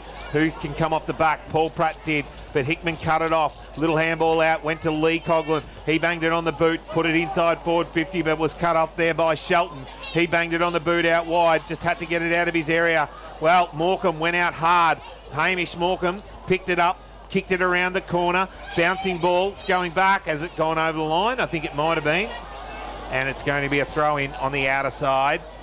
Is it? No, I think it's a free kick. Free kick downfield up for a hold. Yeah. With Stewart, goes short to Hartley by foot. He went laterally, so he's still in the middle. Hartley short pass back to the wing where it came. This time it was Thrum who received to the Dogs, then kicks it marginally forward. So they're sharing it around here, looking for a path. The Dogs, short pass to Vaz. He's halfway between wing and left half forward, swimming pool side now. Hasn't got a lot on offer. Another short pass back into the middle. They'll swing it across the wing. It was Coe. Gives it there to Jaden Burke. Jaden Burke now on right half forward. Broadcast side. Poor kick. All that work and they coughed it up. Turnover. Mark in the back pocket for the Dragons for Liam Island. Island chips it back in front of the goals. Picked up by Walsh. Walsh takes the mark. He chips it out wide and finds Nelly. Nelly for the Dragons in front of the scoreboard. Kicks it down the wing. Big pack going back. Stewart took a really good strong mark. He knew that the contact was coming from behind, but he stood in the up in the mark and took a good strong mark for the Dogs on the outer side half forward flank. He looks and sums up the situation inside forward 50. He has Bass. Ball and running in there was Maxted, but he couldn't stop it. Bass takes the mark. Still on half forward. Now looks deeper inside forward 50. Going up back. Oh, coming over the top. Freckleton jumped over the top and took a good strong mark. Now he will kick the ball from just inside the arc of 50 in front of the scoreboard. 27 minutes ticks over. Freckleton for the Dogs has a lead from Vass, but ignores that. Deliberate in his attack on the right boot. Looks towards the goals, goes long, puts it straight through the middle. And a big kick right on the siren of half-time. Freckleton gets a goal for Golden Square, their 5th. They go to 5-8-38. They lead the Dragons 4-3-27. Footy Fresh is Bendigo Football Live at the Curio for the 2023 Bendigo Football Netball League Grand Final. Yes, it's been a good opening to the 2023 Grand Final for the Bendigo Football Netball League Seniors today. Excellent quarter of football by both sides then. The pressure was up. It's been Golden Square. They were able to kick 3 goals to that quarter, and they kept Sandhurst to 1 goal too. So Golden Square's quarter, they've now got their nose in front by 11 points, and as I say, it's been a very good pressure-packed game, half of football, and both sides, when they can get the ball out, certainly are able to run, use it, and into their forward 50 with precision. But pressure's been that great that we haven't seen it very often. No, and I mentioned the ruck contest. It's been interesting, hasn't it? Certainly has, yeah. I give Compston full credit. He's been very good. He's stayed off Hoskin, not trying to get in a one-on-one battle of wrestling and muscle on body sort of stuff. He's decided that he has to come off him, and I think that's the only way you really can play big Hamish Hoskin, because then he can't dominate you and push you out of the pack and then just grab hold of the ball, and then he's got an easy one kick away from the stoppage. So he's done very well. He's been able to get a few clearances himself, which is exactly what he'd be looking to do, and make sure that he's able to hurt the opposition on the rebound, and that's what he's done. I think he's done a very good job, big Matty Compston. Done the homework, haven't they, Norman? Yep. I think that he's a little bit, as much as I love the way he goes about it, Hamish Hosking, he's a little bit of a one-trick pony at times, and we saw it down when it was deep in their forward zone, when he tried to grab it out of the air, and there were 5 dogs on him. There's no way that he could have got at it, so the dogs were alert to it. So I just think sometimes in that situation you probably needed to tap it to either the hot spot or at least to somebody that was in a better, to a contest, because, as I said, they've done their homework on him all year, and that's what happens. Jake McLean, what do you thought of his game, Norm? Jake McLean, he's run up and down that wing tirelessly all first half. He's been a reason across the swimming pool side that Sandhurst have been able to transition so easily. He helped out in the first quarter in a couple of goals with excellent football, and in that quarter wasn't quite as good as what he was in the first quarter, but he's had a good start to the game and been one of Sandhurst's better players. He has indeed, and in my mind also some of the running players of Sandhurst, although Jake McLean has stepped up, but Noah Walsh started to get into it a little bit, but wasn't as dominant off half-back as we've seen him. No, we haven't seen him as dominant. He spent more time in the midfield in that quarter, and I think they were able to try and get it out of the centre square probably a little bit. I think Conforti's been, he's been tagged and made sure, so he's trying to go to Geary when Geary's in there to try and even make it a 2-on-1, so that he's taking his opponent there away from just looking after him. So he's trying to look after the other in Jack Geary, who's had plenty of it for the Dogs. So yeah, it's been an interesting contest in the middle of the ground, so it'll be interesting to see how the second half actually all unfolds, and whether the Dogs can continue on or whether the Dragons can actually get back and see if they can get back into this game and put some pressure on the Golden Square forwards. Well, a lot of that quarter was played in the Sandhurst forward 50. They had 13 entries for 3 scoring shots, 1 goal, 2. Down the other end it was Golden Square with 9 entries, and they were able to kick 3 goals too. So Golden Square making the most of their opportunities, but Sandhurst still well and truly in this contest at this stage, only being 11 points down. Well, you look at that fact that, in fact, Sandhurst did win going inside forward 50, so there's still a lot to like about this game. It's not over by any stretch of the imagination, albeit I'm pretty impressed with the way that Golden Square have been going about it. In the A-grade netball, which is in progress now, cracking game over there as well. It's a 2-goal margin. Sandhurst trail 13 to Gisborne 15. We will take a break, but make sure you do not go anywhere for this second half, but because it promises to be an absolute, let's hope it's a cracker, and let's hope that it goes right to the wire. All indications are that it will. But at the moment, it is Golden Square. They are leading this game 5-8-38 in the Bendigo Football Netball Grand Final of 2023 against Sandhurst 4-3-27. So it's 38 playing 27, an 11-point margin. Footy Fresh is Bendigo Grand Final Football Live. It feels like home, it feels like home. Berry plant, it feels like home. A place for you, a place for now. And Berry plant will show you how. Turn the key and flick the light. Bendigo, you know it's right. It feels like home, it feels like home. Berry plant, it feels like home.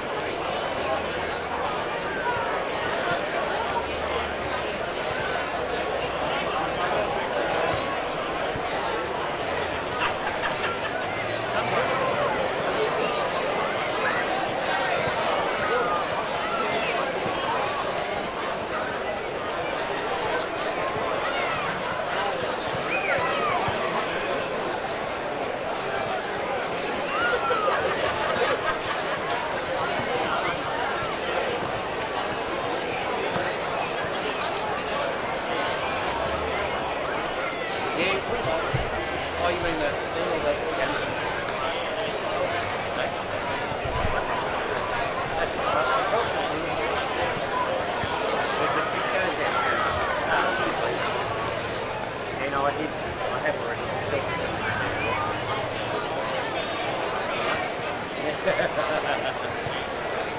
No, because of the phone,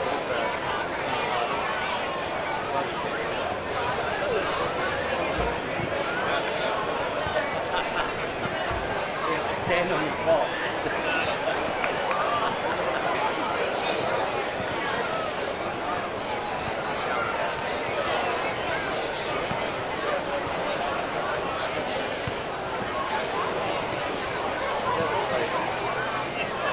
I would not have gone over the road.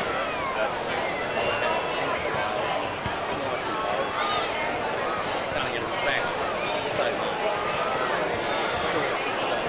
Doesn't matter.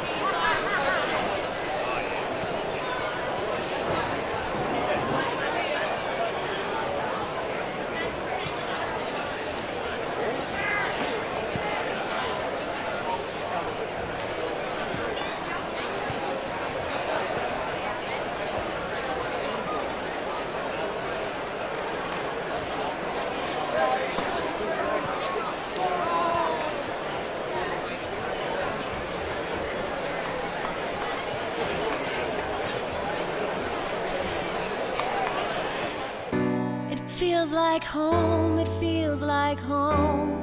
Berry plant, it feels like home. A place for you, a place for now. And berry plant will show you how. Turn the key and flick the light. Bendigo, you know it's right. Feels like home, it feels like home. Berry plant, it feels like home. Good. Took a couple of nice marks and really read the ball. I thought Curnow down back as well was very good that quarter.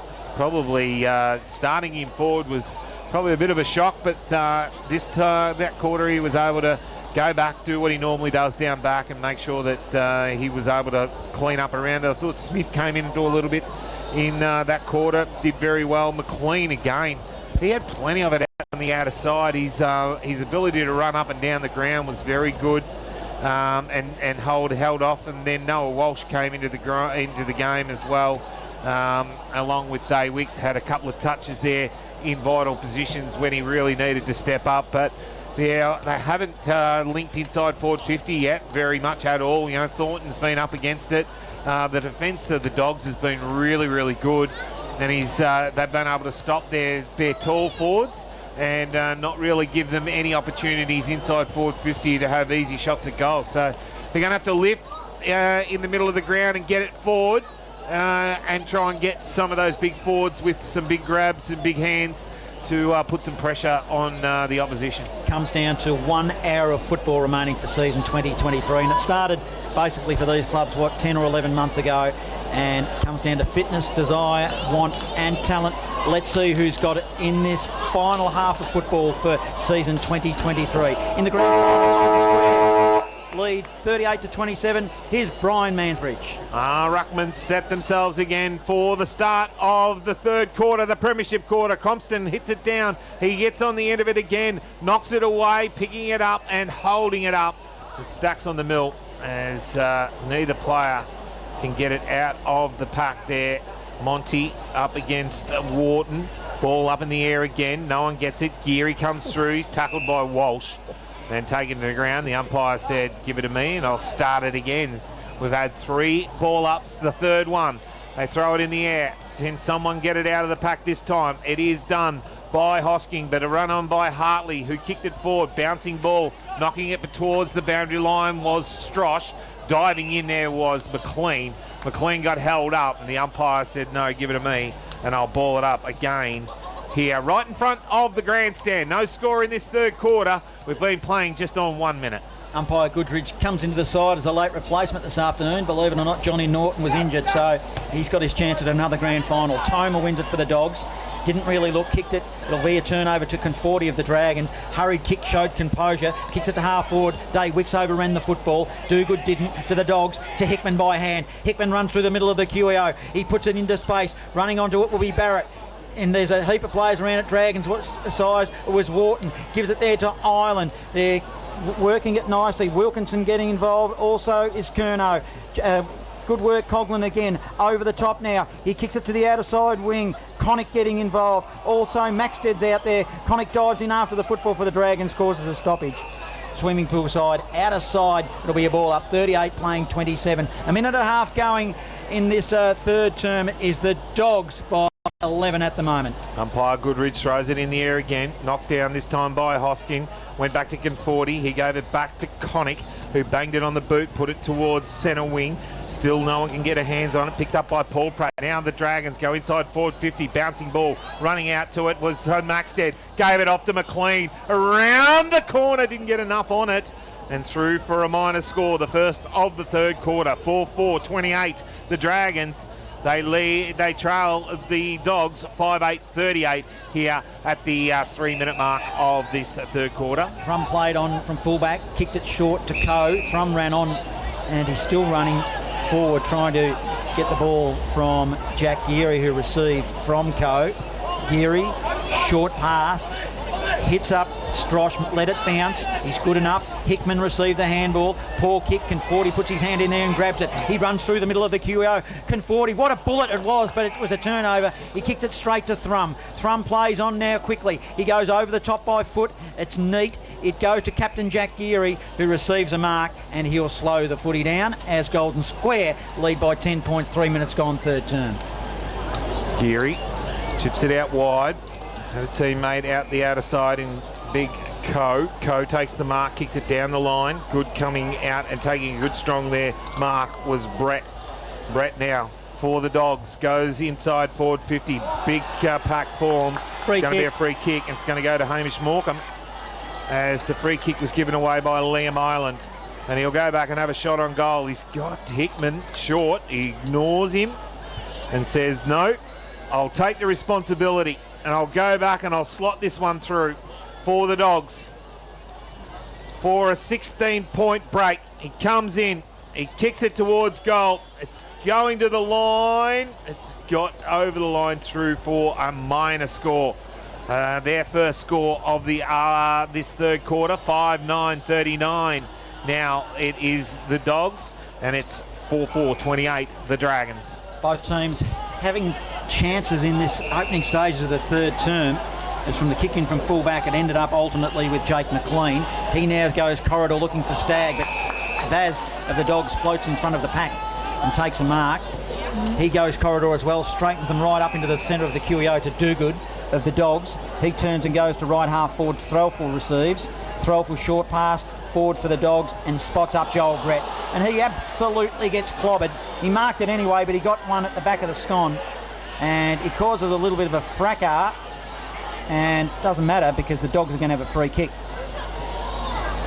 Yes, good work by Joel Brett then.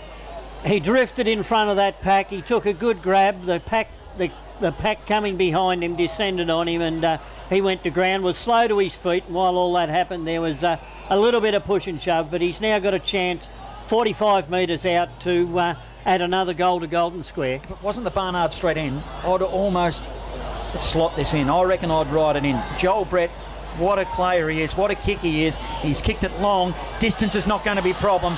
Either is accuracy.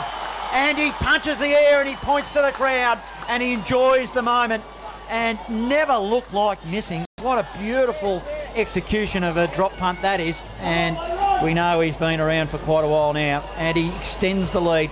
6-9-45 to 4-4-28. The Dragons trail. We've gone 6 minutes. Third term. Footy Fresh is Bendigo Grand Final Football Live. And that's where, from quarter time onwards, Golden Square have been a little bit better than Sandhurst going forward into their forward 50. They're putting the ball out in front of their teammates, letting them run on, and Square are making the most of it. Ball back in the middle. Hoskin wins the tap down in front of Walsh. He comes through the centre of the ground, takes a bounce, runs to the edge of the square, goes inside forward 50. Not the best looking kick. Thornton just on the ground. Ball in dispute. Thornton will pick it up. He flings it over his head. Can't hit anyone. But there was Strelfel. Quick kick away. Got it back towards half forward. Connick was there. Couldn't get a kick away. Ball still in the middle of the pack. Stacks on the mill. No one's going to get it out. Umpire said, no, give it a man. I'll ball it up. On half forward for the Dragons, slightly to the outer side. He throws it in the air. Ruckman set themselves. Thompson wins the tap down. Daywicks tries to there, or was it, might have been Smith. Eventually held up by Geary. It was Smith, the last man up. And the umpire said, no, I'll throw it in the air again, just on half forward. Left half forward, Dragons attack. Stagg wins it. Then he just, a hurried handball, didn't go anywhere. Hartley just thumped it forward there for Golden Square up to the outer side wing. And Vaz, he was all tied up by Kerno, so we'll have a stoppage. Ball up, umpire Baxter. Hosking let the ball bounce. Jack Geary then collected. Then he gets tackled well by Noel Walsh. And we'll have another stoppage on the outer side wing. It's 45 playing 28. Dragons need to get one on the board here to the city end. It's on the outer side wing. Hosking uses his body. Can't win it. Emerging with the footy, it might have been Conforti on the right on this occasion. Went long and high. Punch there by Golden Square. Hamish Morecambe banged it on the boot to the outer side wing and causes another turnover. Good strong mark by Connick of the Dragons. Connick took it in front of Vass. He chips it inside, finds Conforti. Freckleton came forward and, just backed him over. Played on from the mark. He just got in front. Oh, couldn't hit the target.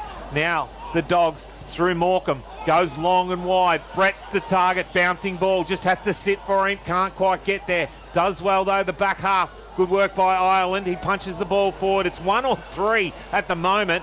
And still they work it over the line out of bounds for a throw-in.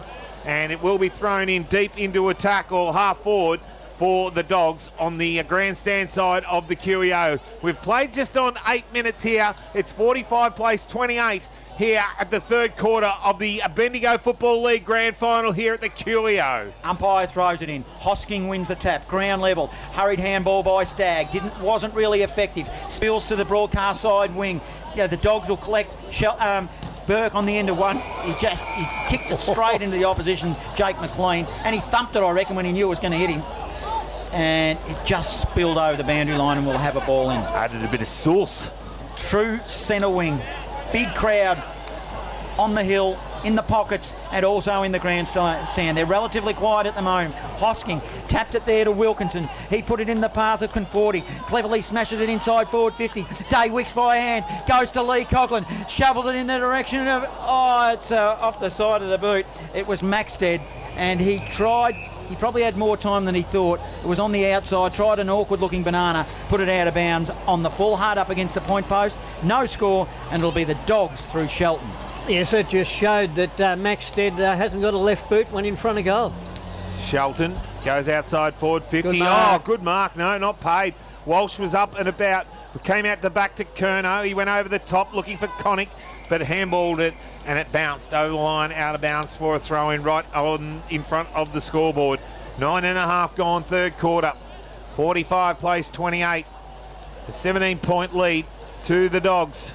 Right on the arc of 50 on the outer side. Ball thrown back in. Hoskin and Compston wins the ball down. Connick picked it up. Didn't get a chance to handball it out. And umpire Goodridge says, give it to me and I'll ball it up. 60 metres out from the Dragons' goal. Ball in the air.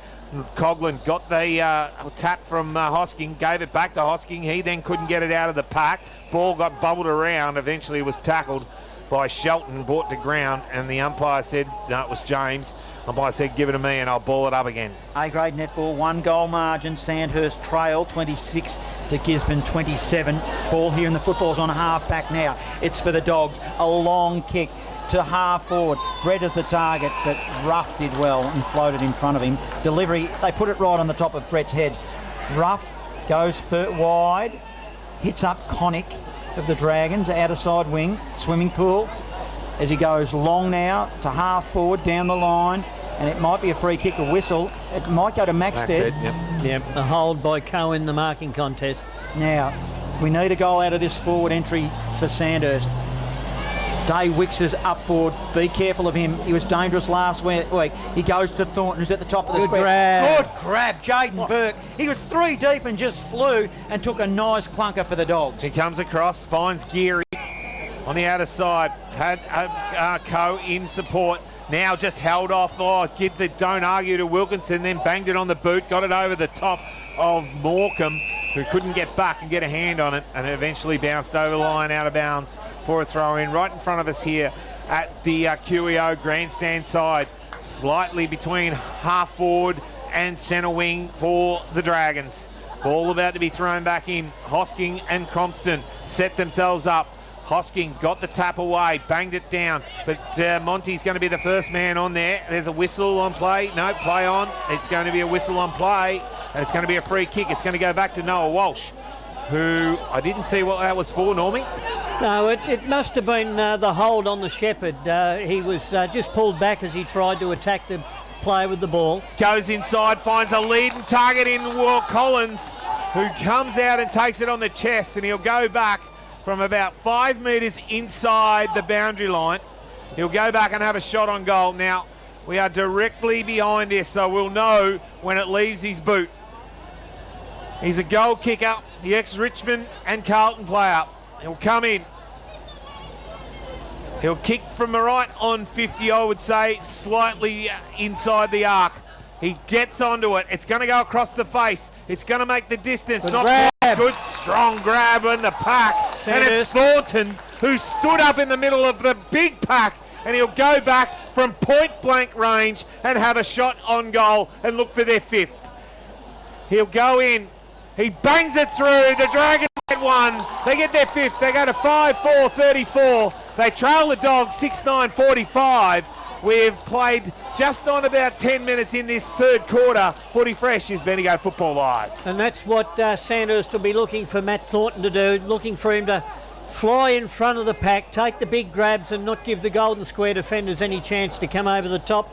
He's their first multiple goal scorer of the day with 2, and Sandhurst remain in this contest, although they haven't had many chances this quarter. No, but they have been attacking, haven't they? They have, yes. They needed to get one on the board just to get reward for effort. Back in the middle, umpire Baxter. The ball was allowed to bounce. It'll be Sandhurst to emerge through Lee Cognan. Short pass. Stagg might have got a free kick. He might have acted for it and caused a turnover as well. It's now Tomer of the Dogs. He sends it forward to half forward, but Ruff takes a good strong diving mark. He handballs it off to Wharton, who come in support. He found Smith half forward. He arcs around and plays on, puts it up in the air. It's a 1-on-3. Ball hit the ground. Coe's going to be there. He bangles it, then gets a handle on it. Went back, dropped the ball. No penalty. Ball knocked over the line, out of bounds, and it will be a throw in right on the arc of 50 into attack for the Dragons. Paul Pratt came in, put the tackle on. Stagg put the tackle on. Yeah, knocked the ball out in the tackle. Yep. Good decision by the umpire. It was paid a couple of weeks ago. They were paying them all the time. Ruckman throw it in. Hoskin can't get a handle on it. Quick little kick from the Dogs, puts it forward. Ball got bubbled around. Hoskin did the blind turn in the tack. Got the handball out to Lee Coughlin. Put it inside forward 50. Coming across was right. Needs to kick the goal. Couldn't get enough on it. Through for a minor score. The Dragons 5-5-35. They trail the Dogs 6-9-45, a 10-point ball game at the 14-minute mark of this third quarter. And that's one of Wright's first touches today. He's got to come into this game and be one of those tall forwards that Sandhurst can use. Thrum plays on from fullback for the Dogs. He'll send it to the outer side wing. They'll set themselves. It's a Dragons mark, is it? Yep. It is. It was might be Ireland playing up yep. the ground. Ireland now, too far out to score. Now he goes. He'll put it into the hot spot. Thornton's lurking back in the pack. He was uncontested in the end. You could see it a mile away. I caught it out of the corner of my eye and just... Had a clear run at it, didn't he? Yeah, poor checking. He can thank Bryce Curnow for that. Bryce Curnow held 2 Golden Square defenders off to let Thornton a clear run at the football. This will make it to under a goal. If Matty Thornton can kick it, spins the ball in his hands, 30 metres out, directly in front. They affectionately call him Bear, and Bear puts it through for a goal. This is game on here. That's his 3rd, and he is having a grand final here this afternoon, Big Bear Thornton. And it's a 5-point margin. Footy Fresh is Bendigo Football Live. In fact, it's 4 points, 6-9-45 Golden Square. 6-5-41 Sandhurst, and we've gone midway through this third term. Yes, better football by Sandhurst when they're going into their forward 50 now. They're putting the ball out in front of their leading forwards, and their leading forwards are taking full advantage. Ball back in the middle.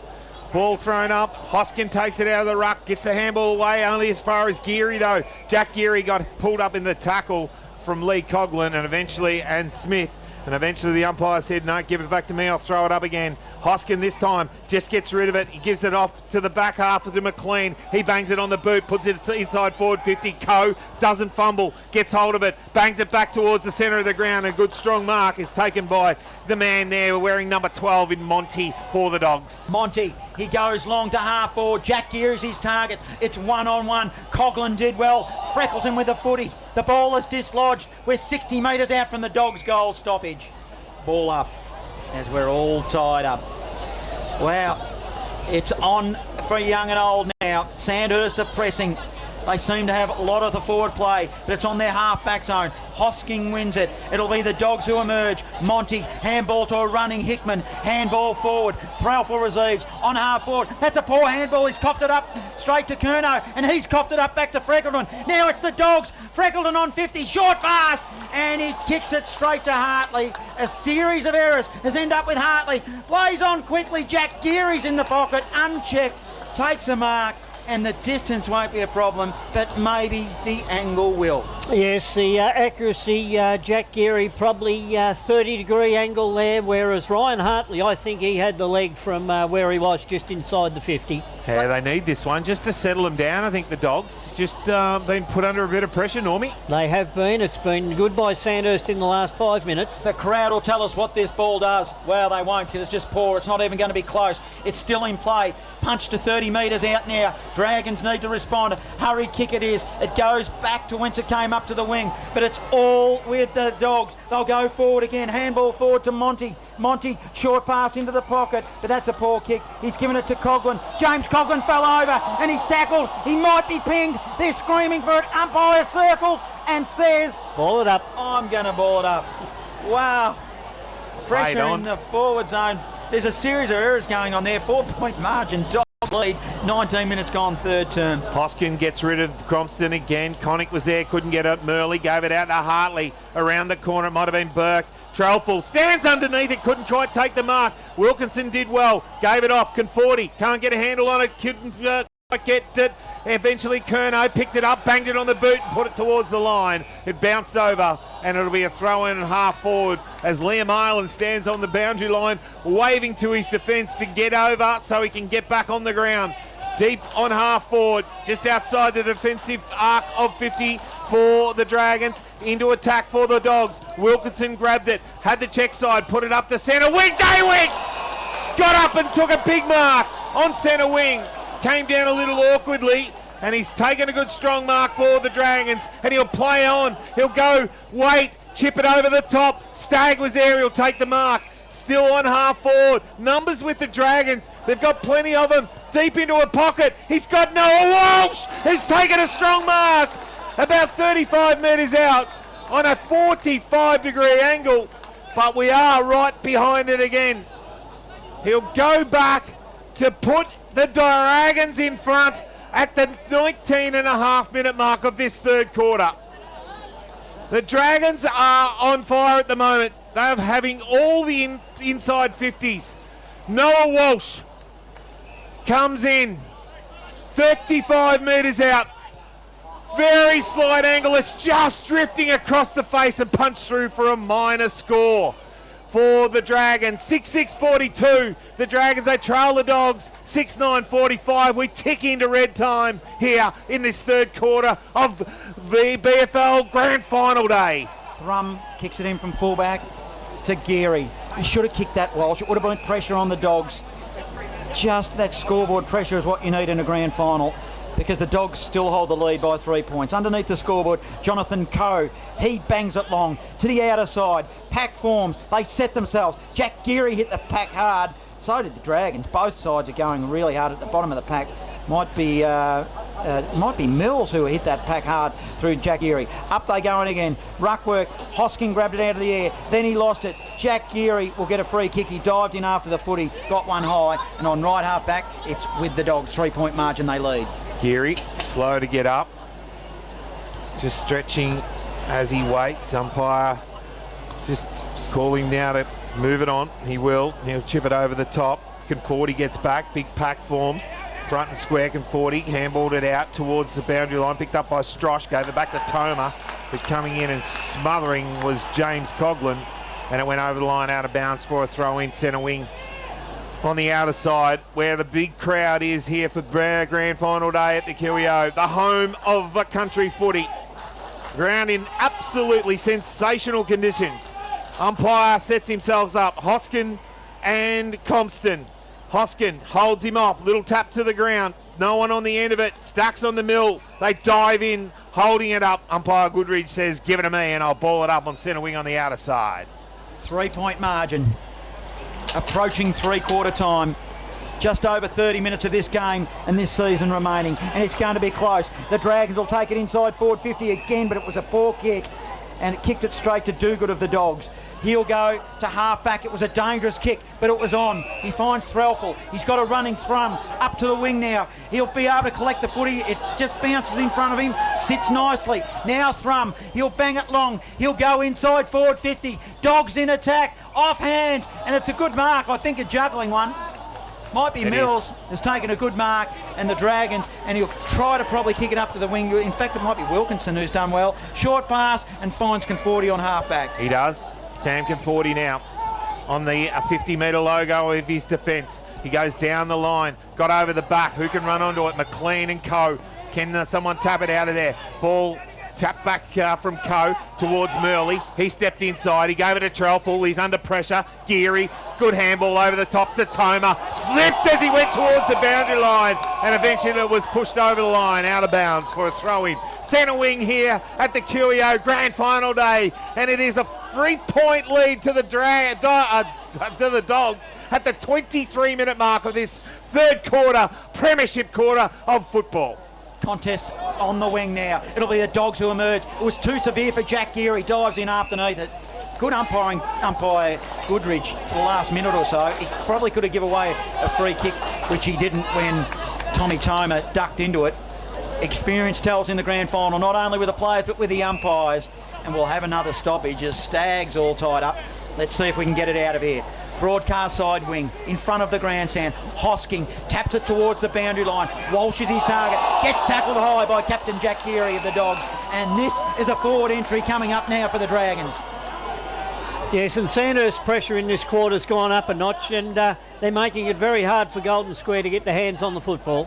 Noah Walsh has stepped up in the last, this quarter anyway, and really put some pressure. Deep inside, Wright stood up. Ball got over the back.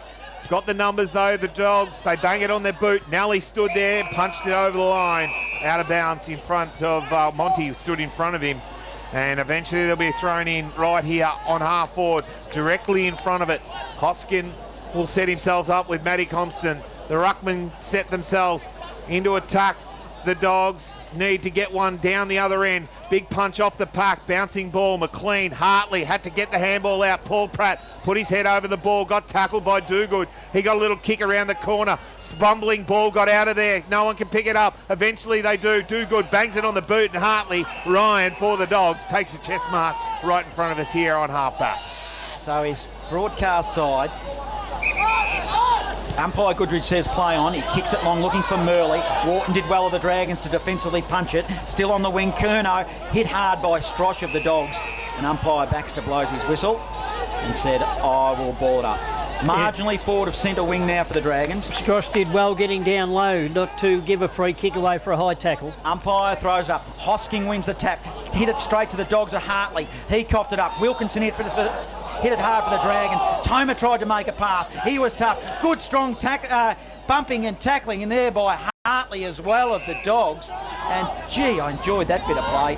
Hickman getting involved. Walsh, Stagg, they're all there. 3-point margin. Dogs lead 45 to 42, 26 minutes gone. Hoskin gets the tap down, tries to put that on in the end of 40 from 45! Puts it through, and the Dragons are in front!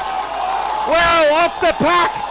And a big punch away, and the Sam Conforti runs onto the ball and puts it through. They go to 7-6-48. They lead the Dogs 6-9-45. We've played 25, nearly 26 minutes in this third quarter. Footy Fresh is Bendigo Football Live. Yes, Sam Conforti today hasn't been given any latitude by Golden Square, but when he has been given latitude, as we saw in the second quarter, we've seen again this quarter, he makes no mistake in front of goals. Sandhurst in the A-grade netball lead by 4 goals, 38 to 34 against the Gisborne Dogs. Back into the middle they go. Wilkinson, the Dragons, will send it forward again. Collins swooped on the football, quite couldn't gather it. Now it's a contested footy, 51 metres out. Geez, the Dogs are under pressure here. Will they win it? It's a throw. Free kick, Dragons. Now, it might be right with the footy, who's been quiet, as you've rightly said. You're right. It's right. You're right. You're spot on. You're right. I said last week when Stagg was at this position, he couldn't kick it. Wright doesn't think he can. Goes to the pocket. He'll look for Collins, who got his hands on the footy. The pressure came from behind from the Dogs. From Jaden Perk did well, come off hands, and 15 around from Dragons' ball in. Dragons lead by 3 points, 27 gone. Third term, Footy Fresh is Bendigo Football Live. 27 minutes gone, third quarter gone, nearly. Ball about to be thrown back in. The Ruckman set themselves again. Hosking comes in, just the tap off. Coughlin gets a little tap. get over the top. Hickman for the Dogs. Bangs it on the boot. Puts it around the corner. Mills going back with the flight of the ball. Couldn't take the mark. He eventually picks it up. Tried to give the handball out to Conforti. Was picked up by McLean. He went back to Curnow. Curnow put it up and under. Can someone stand under and take a grab? Ball off the pack. Picked up by Lee Coughlin. He got it out towards Conforti. He went one way. He gave it back to McLean. Deep in the pocket. Kicked it around the corner and put it through for a minor score. 7-7-49 now. The Dragons, they lead the Dogs 6-9-45 here at the 28-minute mark of the third quarter. Jake Thrum for the Dogs shields his eyes from the sun, looking to the west, to the Barnard Street end.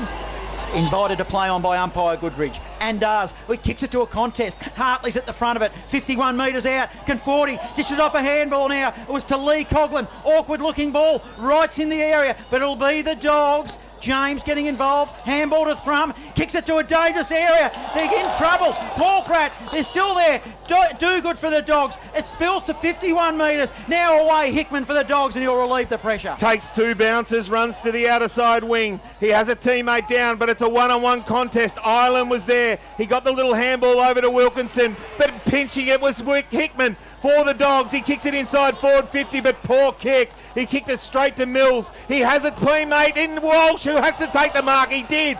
Chipped it over the top. He's got a number in Lee Coughlin's bouncing ball. Which way? Bang. Gives the don't argue. Steps away. Gets on the left boot. Goes inside forward 50. Burke diving in. Takes a good strong mark. Jaden Burke for the Dogs. Just on defensive 50. And there's the siren for three-quarter time here in the Bendigo Grand Final. And it's a 4-point margin. 7-7-49 the Dragons, 6-9-45 the Dogs. And we're about to go into a final quarter of what could be a mammoth grand final quarter here at the QEO. Wow, what a game of football we've got here. Let's have a look at the A-grade netball. It's a 4-goal margin. Gisborne trail 34 to Sandhurst 38.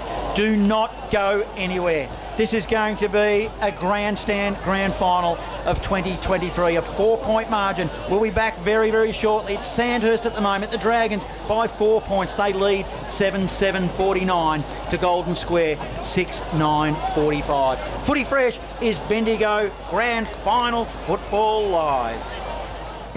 It feels like home, it feels like home. Berry plant, it feels like home. A place for you, a place for now.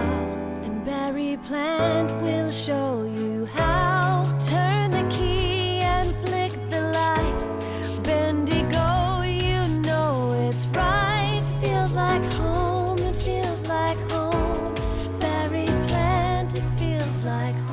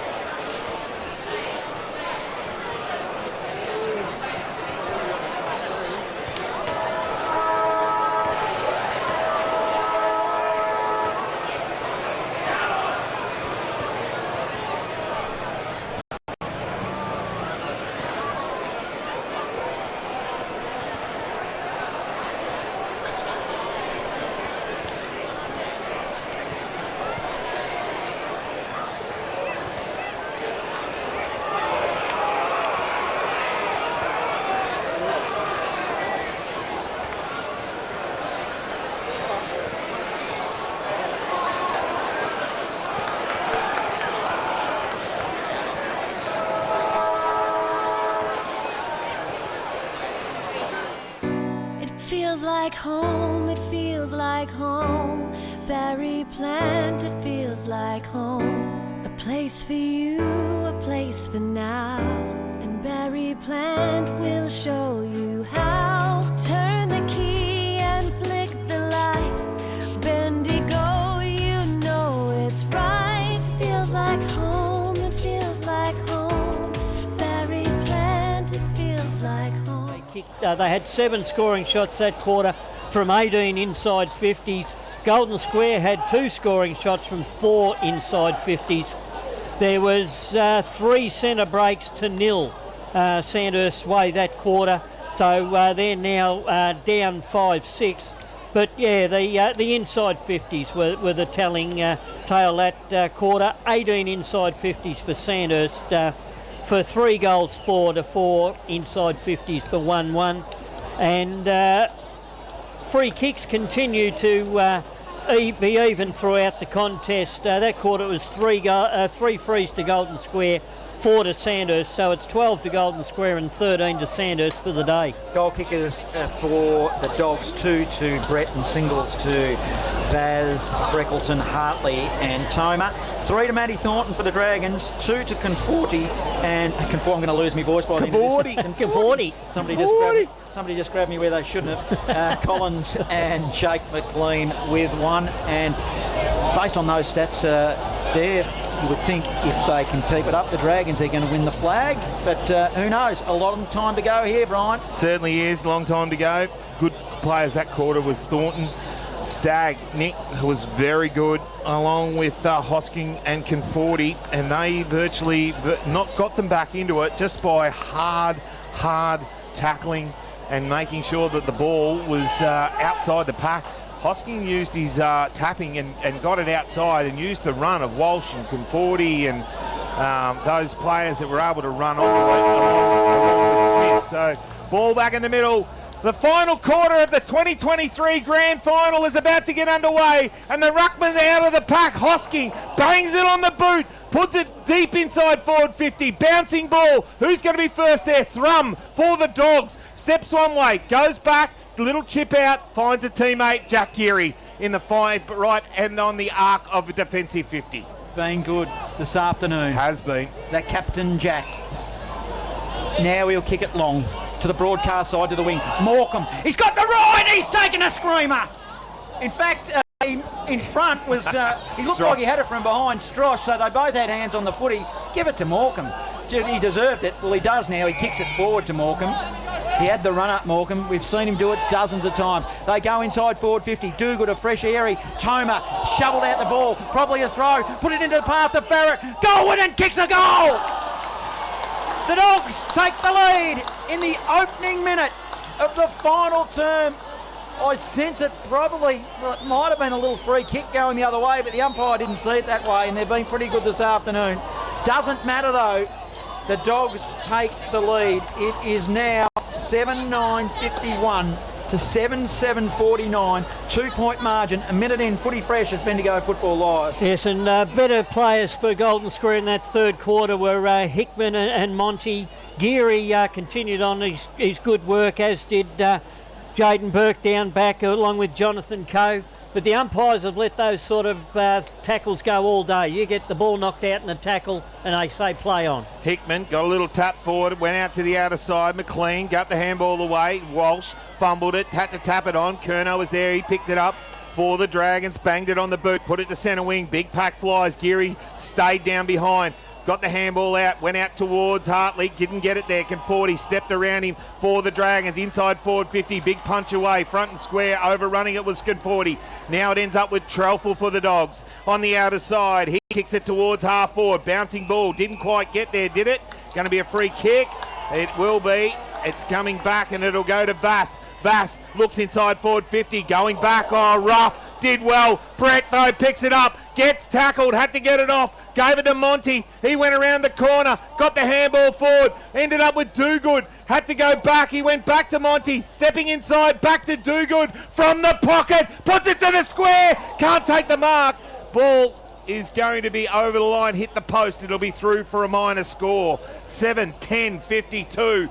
The Dogs, they lead the Dragons 7-7-49, and it's play on from full-back. Gisborne are premiers in the A-grade netball by 1 goal over Sandhurst. So what a grandstand finish that was. Staggs now got it for the Dragons. Inside forward 50, and he's spotted up Andy Collins, who is directly in front, 40 metres, well within his distance.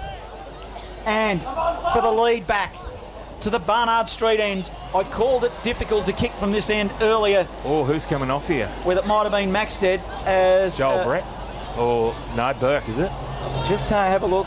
Yeah, it's Jaden Burke for the Dogs. Yep. That'll be handy for the Dragons.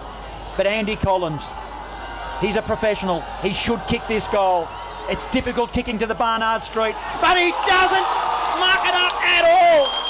Kicked it straight through the middle for his second, and the lead is back with the Dragons. It is now 8-7-55 to 7-9-51. Footy fresh is Bendigo Football Live. Yes, Sandhurst caught Golden Square napping there. A quick kick out from fullback straight through the centre, and Stagg lowered his eyes going forward to find Andy Collins, who's starting to become a focal point up forward for Sandhurst.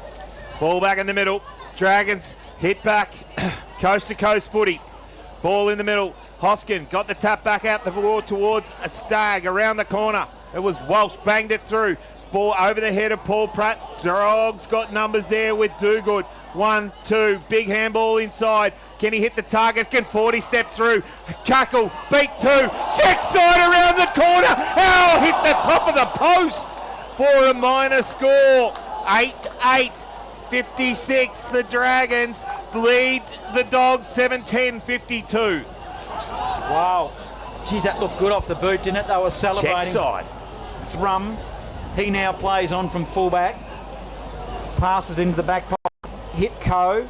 Coe now. He'll kick it long, looking for Jack Geary, but it's spilled ball. Compston, he laboured after that football, was good enough to tap it in the direction of Threlfall. Still along the boundary line. Hickman might stand over. He does. In fact, it's Monty for the Dogs on the outer side wing. And we'll have a ball in. Outer side, up, Hoskin goes in the ruck, taps it towards the boundary line, over it goes again, another ball in. Outer side wing, 4-point margin, Sandhurst lead, 5 minutes gone. Last term, footy fresh is Bendigo Football Live. Hosking, Compston, Hoskin wins the tap down, they go forward now, the Dragons over the top, Paul Pratt. Kick up and under. Can someone take the mark? Right, got hands to it, but it's been turned over. The Dragons, the Dogs, now they chip it forward, kick it towards centre wing. Vass going with the flight of the ball, takes the mark, and he will go back and play on. He does. He goes over the top, gives it to Dogood. Oh, Morecambe out by himself, takes a bounce, gets towards and kicks it inside forward 50 and hits up the lead of Barrett, who'll go back and have a shot on goal. Barrett for the Dogs. Will kick from about 49 metres, Norm. He'll want to kick this because he had 2 players, including young Jack Stewart, free inside the forward 50. He comes in. He crosses the arc of 50, 49 metres out. That looks good! And he's put it through. Barrett gets his second of the afternoon. And he gets the 8th goal for the Dogs. They go to 8-10-58. They take the lead. 8-8-56 the Dragons here at the QEO in the grand final. We've played just on 6.5 minutes in this final quarter of BFL grand final footy. Yes, there's been a lot of gut running from both sides today. We're now into the last stanza of the last game of 2023. Who's going to blink first? Who's going to run out of petrol? Who's going to keep going? Conforti's in the middle now. He's been up forward. Let's see what happens here. Compston wins the tap, but it'll be Walsh that swoops on it for the Dragons. Gives it by hand to McLean. They'll go forward inside 50. Now it's to the back of the pack. Dogs are under pressure. Lee Coughlin's in the area. Ball comes off the hands of Pax, spills towards the boundary line. 30 out from the Dragons' goal. In the pocket, over the boundary line it goes, and we'll have a ball in. The Dogs, Golden Square by 2 points, 7.5 minutes. Final term, footy fresh as Bendigo Football Live. Well, deep into attack. Two ruckmen set themselves again. Compston up against the big man in Hosking. No one gets the tap down. Ball at ground level. Who can get their hands on it? McLean got tackled, didn't have it. Geary drumming in for the Dogs. Got tackled by Nick Stagg. Held up, and it will be a ball up deep into attack for the Dragons, still inside their arc of forward 50. Umpire throws it in the air. Hoskin gets the tap away, only as far as Thrum. He got the ball out. It ended up in the hands of the Dragons. McLean, he couldn't get it out. Ball eventually held up, and the umpire said, no, give it to me and I'll ball it up again. Deep. Sorry, mate. Deep into attack. Johnny. Up they go in the ruck. It'll be Hosking. Hosking taps it towards the boundary line. A lot of players around the footy. Sandhurst are screaming for a free kick and they won't get it. And umpire Baxter said, I'm going to ball it up. Sandhurst looking to take back the lead here. They attack. Umpire Baxter throws it in the air. Hosking taps it goalward. Good work. Hurried kick out of the pack. It was ambitious at least for the Dragons. Didn't get one on the board, but did it score? It did. Minor score, so we're all tightened up. 1 point margin, Golden Square lead, 58-57, 9 minutes gone. Final term, footy fresh, is Bendigo Football Live. Thrum, fullback, goes to the outer side. Looking for Barrett, up over the top, was rough, couldn't get hands on it. Ball at ground level, Stacks on the mill. And eventually the umpire says, no, give it to me and I'll ball it up. Still on half forward for the Dragons. They trail by 2 points, or a point at the moment. Ball thrown in the end. Hoskin gets the big tap away. Bouncing ball, Conforti. Tried to get a kick through the pack. Came back to him. Banged it on the boot. Put it deep inside, but it's going to float across the face. Over the line, out of bounds on the full free kick to the Dogs. Last line of defence. Yeah, Sam Conforti's continuing his good work of the third quarter into this last quarter and giving Sandhurst plenty of drive. Hickman of the Dogs with the football. Hard up against the defensive point post. Now he decides to run. He'll send it down the broadcast side wing.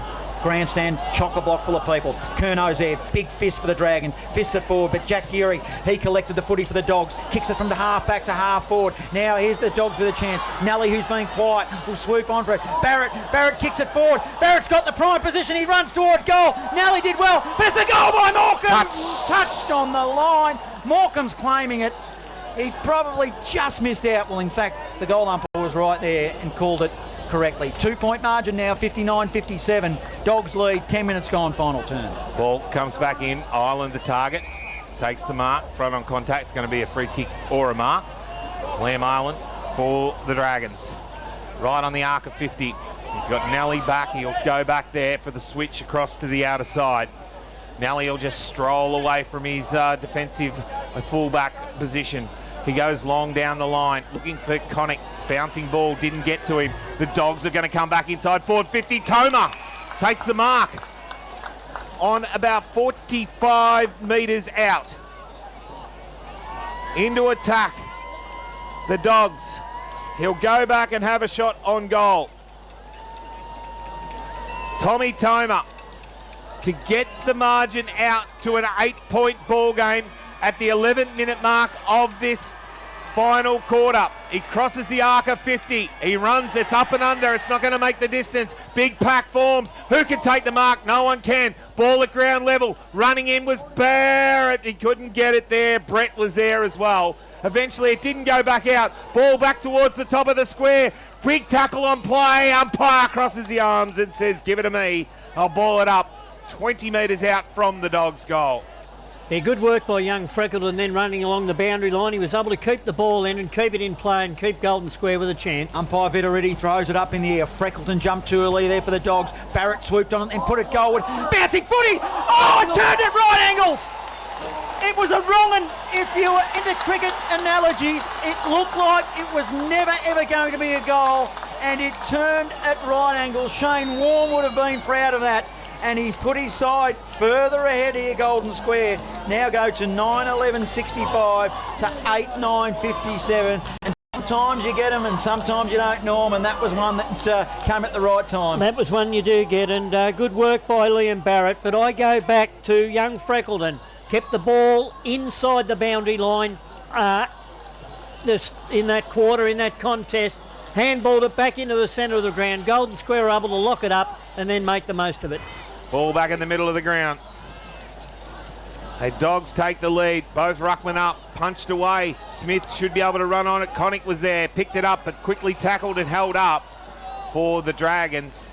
On the outer side, slightly half forward for the Dragons. Into attack. Ruckman set themselves again. Both sides getting ready. The big punch away. Came off the pack. Quick kick inside forward 50. Diving mark. It's been paid. Excellent effort. And it's going to be... Daywicks. It will be Daywicks who'll go back on that left boot from 35 metres out directly in front. Kenny put the Dragons back to a 2-point ball game. Must kick it. Must kick it. Has to kick it at the 13.5-minute mark of this final quarter. Daywicks crosses the arc of 50. He comes in. You'll know by the crowd. He does kick it and puts it back to a 2-point ball game. He gets his first of the afternoon. Archer Daywicks and the Dragons get their 9th. They go to 9-9-63. They trail the Dogs 9-11-65 here at the 13.5, nearly 14-minute mark of this final quarter of BFL Grand Final. And that came from the work of Hosking at the throw-up. He was able to use his body, take possession and get a quick kick forward. And it was Daywicks that was in position and took a great mark under difficult conditions. What a pressure kick from a young player. Back in the middle now. Who is going to emerge? They all dive in. It's carnage. They're all diving in on the top of it. An umpire eventually blows his whistle just forward of centre for Golden Square. Let's do it all again. Reset. Might have a blood rule, have we? And might be Wilkinson that's coming off. He looks pretty dazed. He's not sure which direction to go. It's coming from, looks like from his nose. Umpire now balls it up. Hosking fumbled the footy, but showing support is James Coughlin. He's been quiet for 3 quarters. He started off pretty well, and he gets collared. Pinged for holding the footy, and it's going to be a free kick to Golden Square. It will be. Yes, that's an interesting decision because he was making all the play for the football. Probably took 2 steps after he got hold of it and got tackled correctly. Dogs go inside forward 50. Big pack forms. Who can take the mark? It's going to be a Dragon mark, and it's going to be the Stag, Nick. He'll go back. He'll find Kerno. He'll chip it out wide. And Connick can take the mark. He runs on. Kerno takes the handball received. He kicks it deep, and then they play on. They go inside forward 50. Good mark coming out was Thornton. Takes the mark on half forward. Turns. Bangs it towards the top of the goal. Maxted was there. He couldn't take the mark.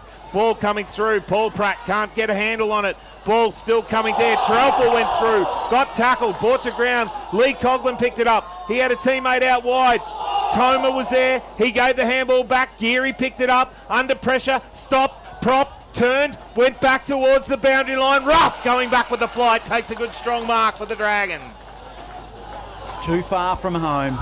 They trail by 2 points. Plays on quickly. He'll put it to the dangerous spot. Into the corridor. Deep inside forward 50. Wright had a piece of it but just couldn't collect now. A lot of players around the footy. Kerno is up forward as well. Good strong tackling. Vaz of the Dogs tied it up. And we'll have another stoppage. Dragons in attack.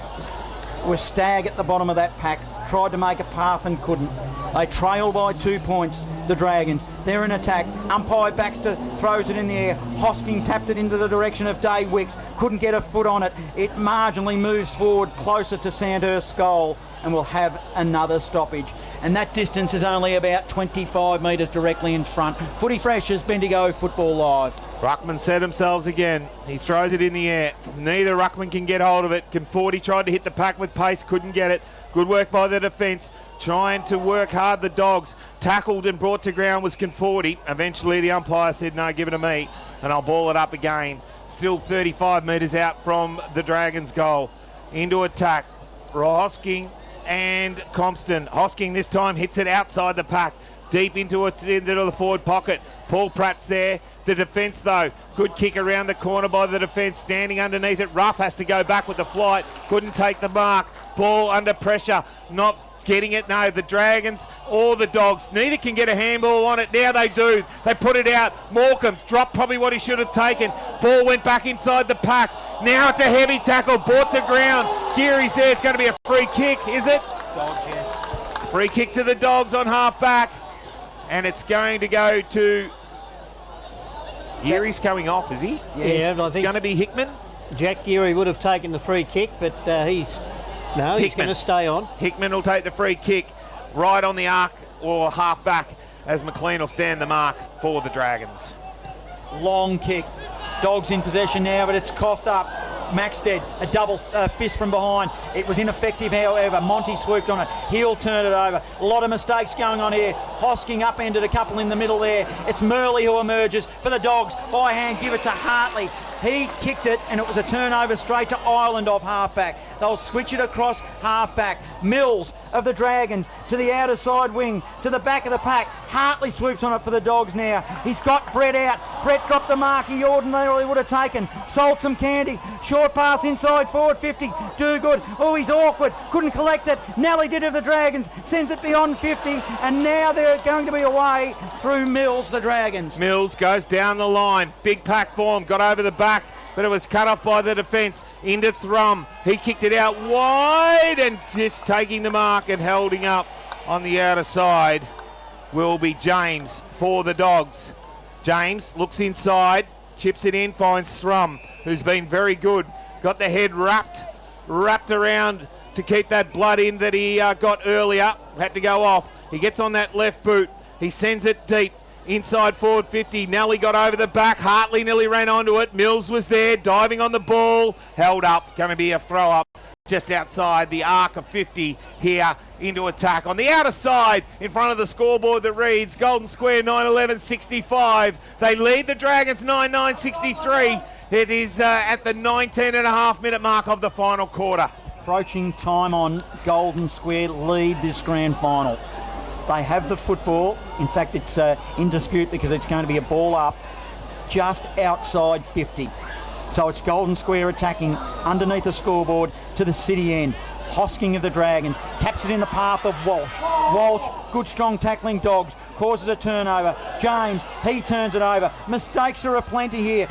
Murley emerges now, the Dogs, puts it on the left, and he coughed it up, gives it to James Coughlin, who kicks it long down the wing for the Dragons. He goes to a one-on-one contest. Max there got held, but it's picked up by the Dogs again. They bang it inside forward 50. Big pack, got over the back. Now handball off, running on, bouncing, goes over the top, got Dugood in the square, and puts another one through for the Dogs. Dugood gets his first of the afternoon, and the Dogs get their 10th. They go to 10-11-71. They lead the Dragons 9-9-63 here in the final quarter of the BFL 2023 Grand Final at the 20.5-minute mark. Footy Fresh is Bendigo Football Live. Yes, that was a matter of who was going to blink first. There was mistakes from both sides. It was Golden Square that attacked. Joe Brett got the ball, dropped the mark, but kept his composure, and it was Ryan Hartley that tapped the ball over the back, and from then on it was easy for the Square. Restart in the middle. 21 minutes have ticked over in this final term. It'll be Sandhurst who will win it. Wharton, handballs in the direction of Walsh. They're sharing it nicely through Smith, over the top, right, getting involved. Gets it on to Andy Collins, who misses. In fact, missed everything. Except the point post. Hit it, and it is no score. 71 playing 63. Dogs Pressure. lead 21. Grand final pressure, Johnny. Grand final pressure. That's what happens. Had plenty of time. Thrum holds the ball in the air to give the signal. Obviously a set play. Will go long. Down the grandstand side wing. Curnow up over behind. Takes a good strong mark. And will take it and send it back inside for the Dragons. He looks inside forward 50. Low, hard kick, bouncing ball. Who's going to be first there? Plenty of players picking it up and getting forced over the line. Day Wicks, Thrum just helping him through there. It'll be a ball in the South Bendigo social room pocket here at the 22-minute mark of the final quarter. 10-11-71 the Dogs, 9-9-63 the Dragons. It's deep into attack. They need a quick one now. Deep in the forward zone. Hosking uses his body. Hurried kick by Threlfall. He didn't look for the dog. Kicked it there to Wharton. Kicks it long. Oh! Absolute screamer, Day Wicks. Who do you think has marked it a la last week? Second screamer in a row. Kicks it long. The kick came in from Coughlin, who's been pretty quiet apart from the first term. And this young gun will probably get drafted, but this is the most important kick of the afternoon. Let's see what he does for the footy. Pretty tight angle. It's wide and stayed narrow. Minor score. Still plenty of time. 23 minutes gone. 64 Sandhurst, trailing 71. So it's a goal and a bit. 7-point margin. Footy fresh as Bendigo Football Live. Ball brought back in now. Thrum bangs it on the boot, gets it out of the defence as far as he can. Good work, Morecambe. Jumped over the top, banged it off the pack, put it over the line, and just trying to defend and hold up now. The Dogs, they see it at the 23-minute mark here of the final quarter. Throw in on grandstand side in front of the big crowd here at the QEO. BFL Grand Final day. Hoskin, ton of the pack. Ball coming through, good work. Walsh breaks out for the Dragons, has to look down low, got the ball off, gave it to Wharton, kicked it inside forward 50, bouncing ball. Who can get on the end of it? Ball bounces back neither side, punching it out of bounds. Deliberate. Could be, is it? Yes. It's going to be a deliberate out of bounds. Good umpire Goodridge said, no, you can't do that from about 15 metres away from the boundary line.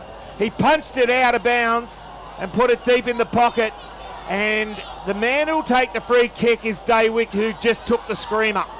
He comes in, he steps around on the right boot, bangs it, through for another behind. 9-11, 65. The Dragons trail the Dogs 10-11, 71. It is a 6-point ball game. Can we get a draw? Who will let us know shortly? 4 minutes remaining in this final term here. The kick came out to Threlfall of the Dogs. They'll move it. They're still in the back zone. Short pass over the top. Threlfall was made to work. Still deep in the defensive, just outside defensive 50. Hard up against the boundary line. He's at the Barnard Street end, in front of the club rooms. Threlfall now. He'll go long. He'll kick it to the wing. Kicks it to a sea of players. Writers at the back for Sandhurst. He collects it. Tries to give it up to McLean by hand. He can't get out. And umpire Baxter will have to ball it up. With a 6-point margin, Dogs lead. 3.5 minutes gone, remaining in this final term. Ball off the pack. Dogs got the numbers. Thrummed a little chip over the top. Can't hit the target. And Barrett was that target, but bounced O-line out of bounds on the outer side. 25.5 gone. Final quarter. A 6-point ball game. The Dogs lead slightly between half forward and the wing. Ball off the pack. Walsh tries to run onto it.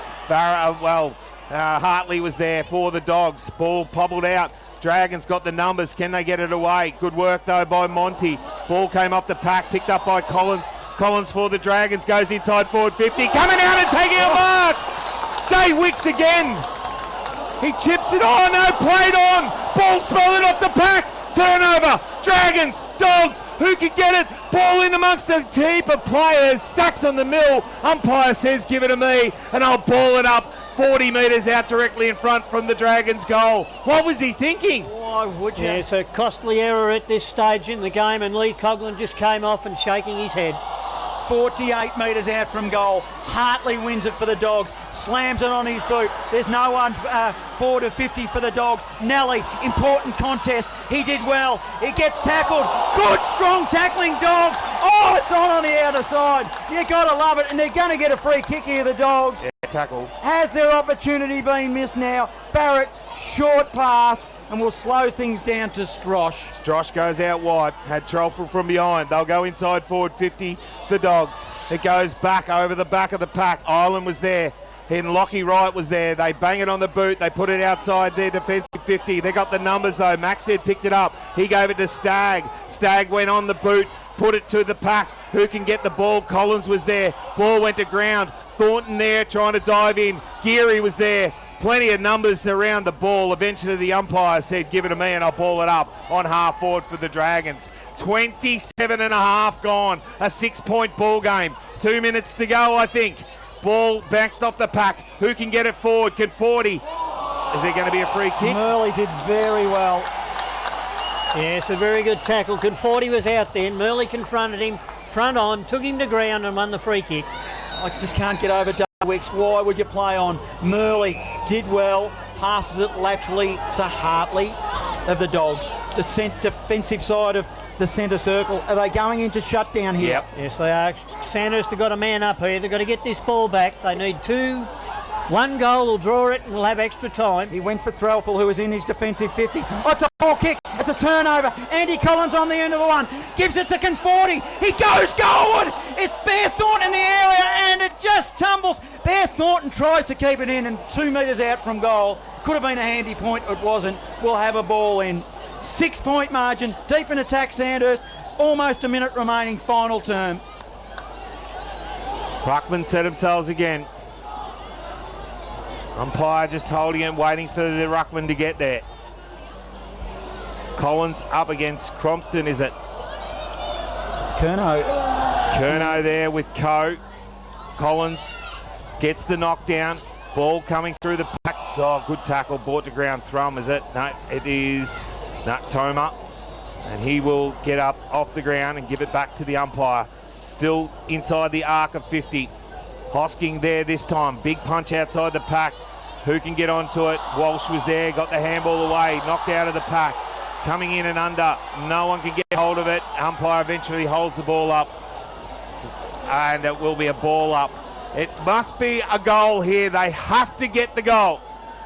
It wouldn't be any more than a minute left. Less than a minute, I would say, Johnny. Yeah, as Hosking wins the tap, who will emerge with the footy? Golden Square are desperate. Tied up, stoppage. Deep in the forward zone for Sandhurst. Probably a 45-degree angle from goal. On the outer side, in the pocket, big crowd. Umpire Goodrich. Good tap by Hoskin. Tries to give it to a dangerous area. Stoppage, and we'll do it all again, Brian. Well, deep into attack. Less than, I reckon, it'll be 30 seconds to go. Ball up the pack. Comes out. No one's going to get it away. Ball at ground level, picked it up, but it's going to be the Dogs. They defend wide, but it's coming back. They need to get it inside forward 50. They need a mark. Someone needs to take the grab. No one can take it. Ball at ground level. It's going to be a high tackle. High contact. And it's going to be Jack Geary, and that will be, I reckon, about it, I think. Jack Geary will take it deep into the defence for the Dogs. 6-point lead he has in front of the masses of crowds on the outer side. He goes long, puts it to half forward. Big pack, big fly. No one can take it. Murley front and square. Kick around the corner. There's the siren. The Dogs win the grand final in 2023. They are the premiers in BFL football. They have just got over the line by 6 points. It was a massive game. 10-11-71.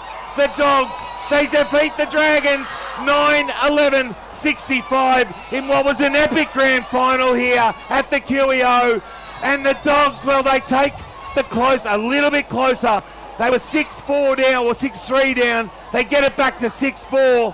And what a win and what a grand final played here at the home of country footy, Johnny Hunter. Oh, what a feeling it is for the winners, Golden Square. Absolutely, they maintained the rage. They were under pressure. A mistake by a young player in the forward zone, Day Wicks. He'll rue the chance that he had. He marked the footy 40 metres out, probably at best. It might have even been a bit closer. Norm Jenkins directly in front and for some reason decided to play on. Yes, it was a poor decision to make at that time of the day, because even if he had kicked a goal, it could have been extra time. If he had a miss, they still had plenty of time left. to keep that ball in their forward 50 and maybe have another shot at goal. So it wasn't to be. Golden Square, to their credit, they kept the ball in tight. They didn't let it get out, and they made the most of the opportunities they got when they got them early in the quarter. It was Liam Barrett. 3 goals in that last quarter certainly set Golden Square alight to start the quarter, and to their credit, excellent effort for Golden Square, but both sides. Excellent effort for both sides. They gave it their all. The pressure was good all day. There was good skills. The players, they played it in great spirits too. It was umpired well throughout the day, and a credit to both Sandhurst and Golden Square, and Golden Square premiers. Sandhurst will be a little bit disappointed, but I thought they put up a great performance all day. Yeah, look, it was a massive effort. The Dragons won't be, well, they'll be disappointed, I know that, and it's always hard to win a grand final. It's always hard to be on the losing end, but when they sit down and analyse what they've had for season 2023, they'll be probably thinking that what they've done is a massive achievement, and they'll be obviously looking forward to season 2024. So look, it's disappointing for them, but the Dogs sat second for nearly all the season. It was an epic second semi-final. They were able to get over the line, get themselves into a grand final. The Dragons had to come through the Prim final. They were able to do that. At half-time, you probably could have said that it was normally it was probably going to be an easy win to the Dogs. They were sort of looking like they were running all over the top of them, but they were eventually able to get up and about and make sure that they got a real tough game out of this one, and were able to just fall short. The Dogs, in their defence, they were absolutely sensational. They worked hard. Their tackling from both sides, their tackling was absolutely great, and it was a great working effort from both sides. And well done to the Dogs to come out on top and be the premiers of 2023. Boy, oh boy, what a final. And, if it had been Sandhurst that won, I'm sure we would have been we would have been saying the what-ifs for Golden Square as well, because it was that type of game, Norm. Oh, it was, and both sides deserved to win. We knew there was only going to be one winner and a loser for the day. Golden Square, they came from behind at three-quarter time. They had to fight hard, and as I say, the quarter started with Liam Barrett kicking 3 goals, and he got Golden Square back in front. And once they got in front, to their credit, they were able to hold on, and they didn't allow the Sandhurst side to get back and gain that momentum and stay in front at the end of the day. So it was an excellent game of football. It was an arm wrestle. To Sandhurst's credit, they came back after half-time and won the third quarter. But to Golden Square's credit, they dug deep when needed in the last quarter, and 4 goals to 2 saw them get up by the single solitary goal for the day. Inside 50s for the day. Sandhurst, they'll be ruining lost opportunities. 55 inside 50s to Golden Square's 38. Out of their 38, Golden Square made 21 of them count. Out of their 55, Sandhurst could only make 20 count. So, all in all, it was an excellent game of football.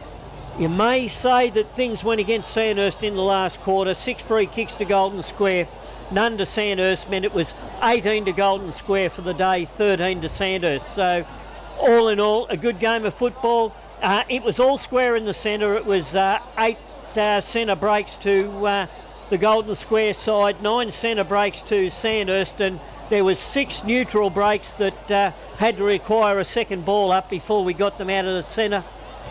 Great. Both sides were very disciplined today. There was no 50-metre penalties. There was only 2 downfield free kicks that I can remember. So both sides very disciplined, and in the end, it was the team that got the lead and wanted to cherish that lead that held on. Sandhurst had it at three-quarter time. They were unable to make an indent on that three-quarter time score for quite a period in that last quarter, and Golden Square, to their credit, they got to that 2-goal break and then they were able to hold that for the rest of the game. Well, we'll be here for the next hour discussing all this, Norm, so I'm sure it sounds like a long time, but there's a big crowd out on the ground. We have Brian out in the middle. He has got the mic, and we won't call it anything similar to any other show or other callers in some other medium, but Brian is out there. He's out there with Ray Pinner, so he'll get as many of the winning players that he can from Golden Square. You can hear the big crowd in the background. I'll run through the goal kickers for you this afternoon, and it was a very, very good effort by Golden Square, by Liam Barrett. He kicked 3 in the final term. One, well, I think I made it through the call that he certainly popped through 3, one with a good old-fashioned wrong, and I'd call it there, Norm. Yeah, that's all it was. It was a beautiful off-break from a leg break bowler. Now, 2 to Joel Brett, singles to Braden Vaz, Liam Toogood, Freckleton, Hartley and Tommy Toma. And let's go through the Sandhurst goal kickers. 3 to Matty Thornton, 2 to Andy Collins, 2 to Sam Conforti, and singles to Archer, Dave Wicks and Jake McLean. Geez, there's some excitement out there. You can hear what's going on. Yes, Brian? Oh, I got you.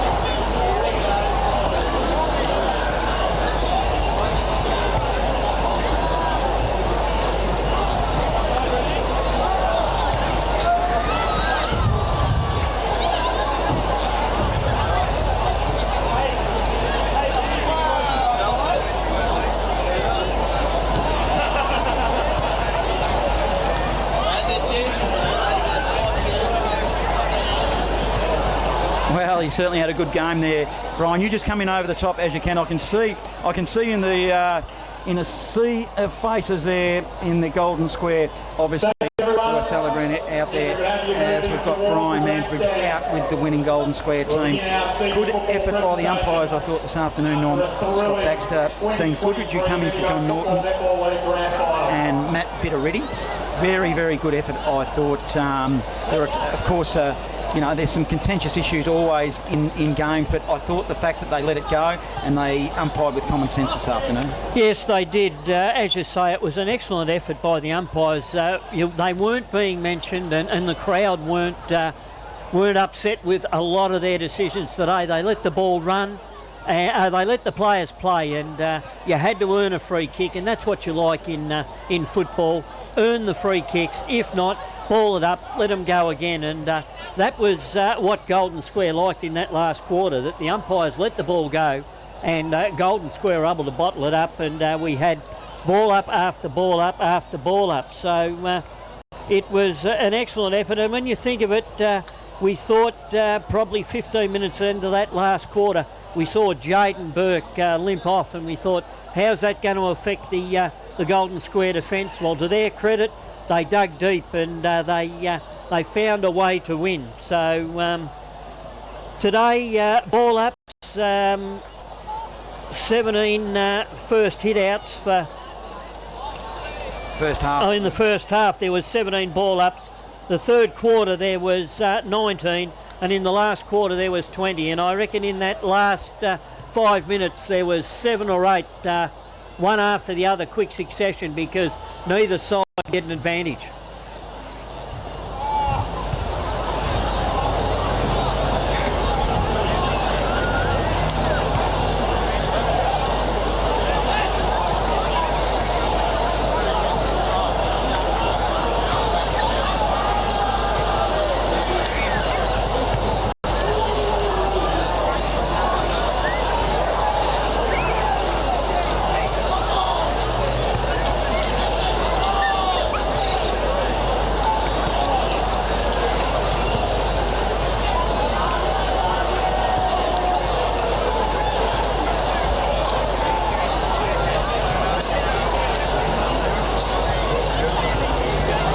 Thank you, everyone. What an extraordinary day of football and netball here at the Queen Elizabeth Oval. Headlined by two thrilling senior grand finals. A one-goal win to Gisborne in A-grade netball and a one-goal win to Golden Square in senior football. A big thank you to all those people who've come to the QEO today, and of course to the major partner of the Bendigo Football Netball League, the Bendigo Bank, for their continued support throughout season 2023. Our umpires are a massive part of grand final day, and BFNL Board Chair Carol McKinstry will present our grand final umpires with their medals for this 2023 senior grand final. Well done there, Brian, with Christian Carter, a proud coach, Norm, as he would be. Yes, an excellent effort by Christian Carter. He's got this side together over the last couple of... Boundary umpires Thomas Seipol, George Zanides, Matt Sexton and James Brown. Two goal umpires Paul Martin and Darryl Hamilton. And our emergency umpire in grand final, David Carter.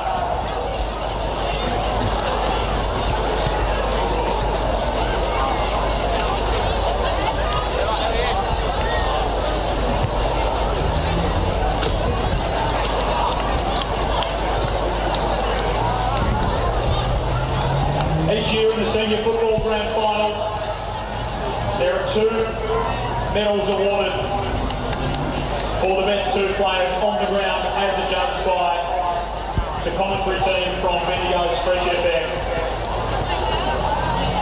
The Nolden medal and the WorkSafe AFL Victorian medal are given to the best two players on the ground in the senior grand final each year.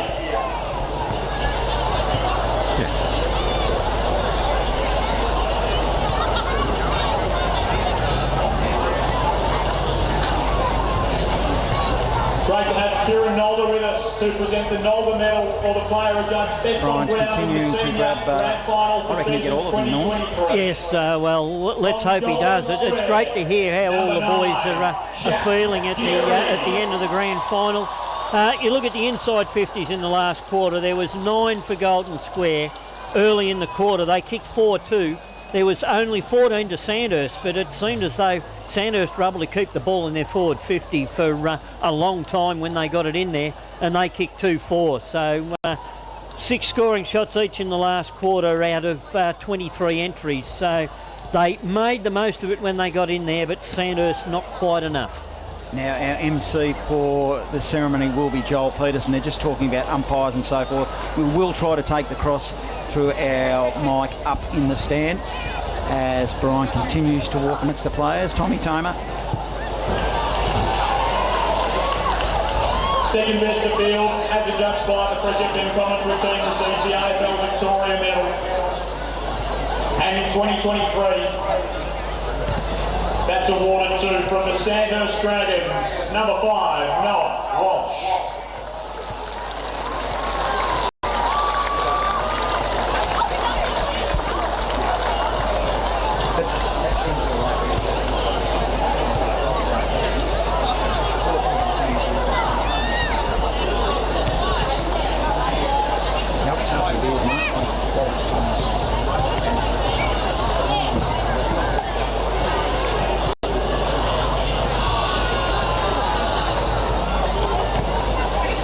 If you want to listen, you can.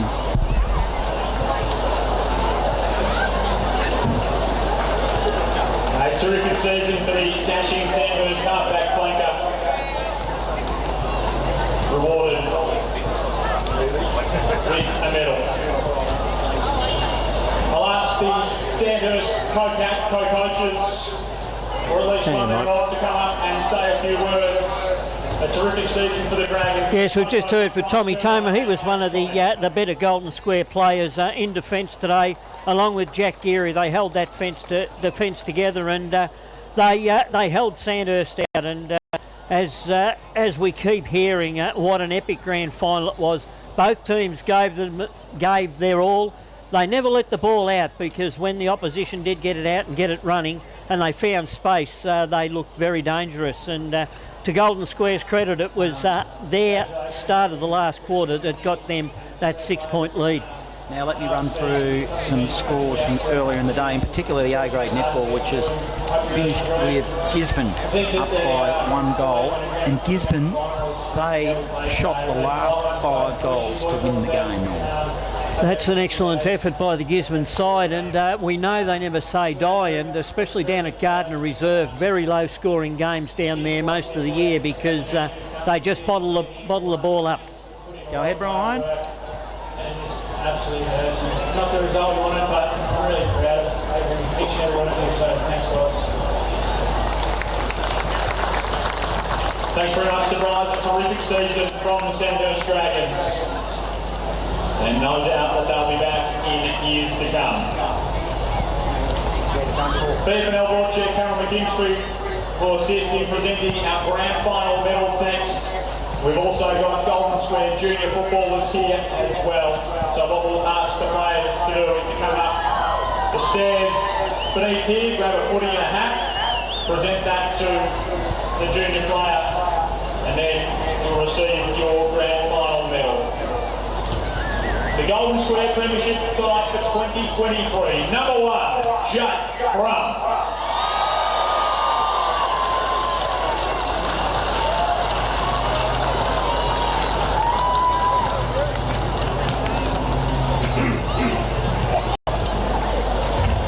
Number 3, Harry Burke.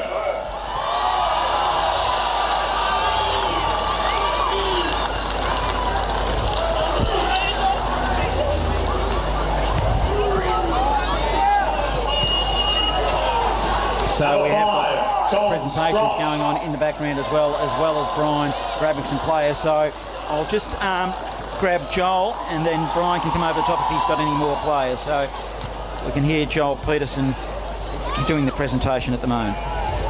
Number 6, Braden Vance. Yes, it's a nice one too. We got that first goal of the game for Golden Square, and took a couple of telling marks up forward, especially in the second half. Number 7, Jack Hickman. Throughout the court. Yes, Jack Hickman, he got on his bike on numerous occasions, and it was him and Ricky Monty that were teaming up well together and causing the Sandhurst defence a little bit of trouble. Jaden Burke, we were concerned that he had an injury coming off late in the game. It might have had an effect on the result, but didn't. And by the way, listening, Billy Hewitt, who's called a bit of footy with us, is in Orlando, so we're reaching to the other side of the Number 12, Ricky Monty. Ready for the next golf competition over there, I gather, John. Yes, absolutely, it would be. I'm surprised he listens to the little people anymore, but God bless him. Oh, no, he always remembers the little people, where it all started for him, and Number 14, William Dougal. It's good that he's able to follow the golf circuit around with Lucas Herbert. Yeah, now Dougal, wasn't he good? Kicked an important goal in the end. He did, and a couple of nice tackles at some others too throughout the game. Number 15, Joel Brett. What a player. Yes, he works hard. He'll work from that forward pocket. He'll work up to the back flank. He'll come back again. Didn't get as much of the football today as he has in recent matches throughout the year, but certainly got a couple of tackling touches there in that last quarter.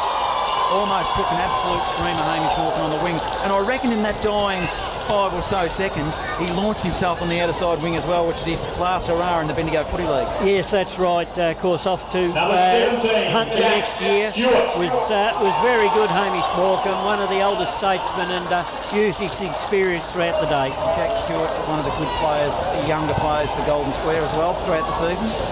He was. He's certainly come ahead in leaps and bounds. Number 18, the defensive general, John Coe. Yeah, another excellent game by John Coe today. He had the Sandhurst talls rotating through him all day, and he never put a foot wrong. He was always there, whether it be a hand in for a punch away in a marking contest, or whether it was a tackle in when the ball was on the out. Hugh Freckleton, good game player again, had his moments. He did, yes. especially in that last quarter. A couple of times early on, he got a good marker and a good handball away. But Shelton, relatively quiet compared to, he had a really good second semi-final, and well, he's a premiership player. Number 21, Ryan Hartley. Yes, has been part of the successful Golden Square engine room all year, and once again today he put his body on the line, and as I've said for a number of weeks now, he's probably one of their best disposals of the football into their forward line. Liam Barrett, he had a very good first half and then an excellent last quarter where he was able to kick 3 goals. He helped set goals up in the first half and he reaped the benefits in the last quarter. Brody James relatively quiet again today though compared to other games. Yes, got a number of touches at times, but he wasn't outstanding. Whereas Jack Trelfall, he ran up and down the wing, whether it be the grandstand side or the swimming pool side all day. He ran up and down, back helping his defence, and up forward trying to set up attacks. Tommy Tomer, well, he's come back to Golden Square and he certainly had an influence in the grand final this afternoon.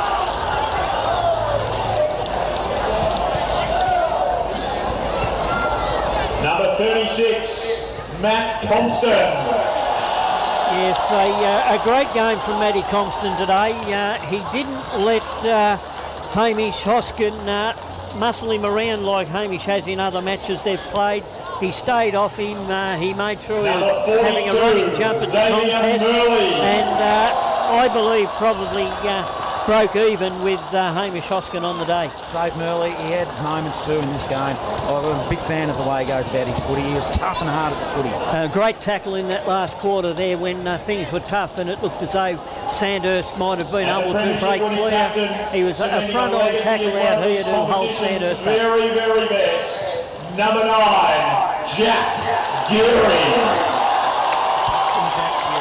Very first bounce he got involved in it. He did, he got involved. It's great to see that he's able to go down back, and that'll increase his time in the Bendigo Football League by 3 or 4 years, being able to play down there and get a rest every now and again and not have to be relied on through the midfield.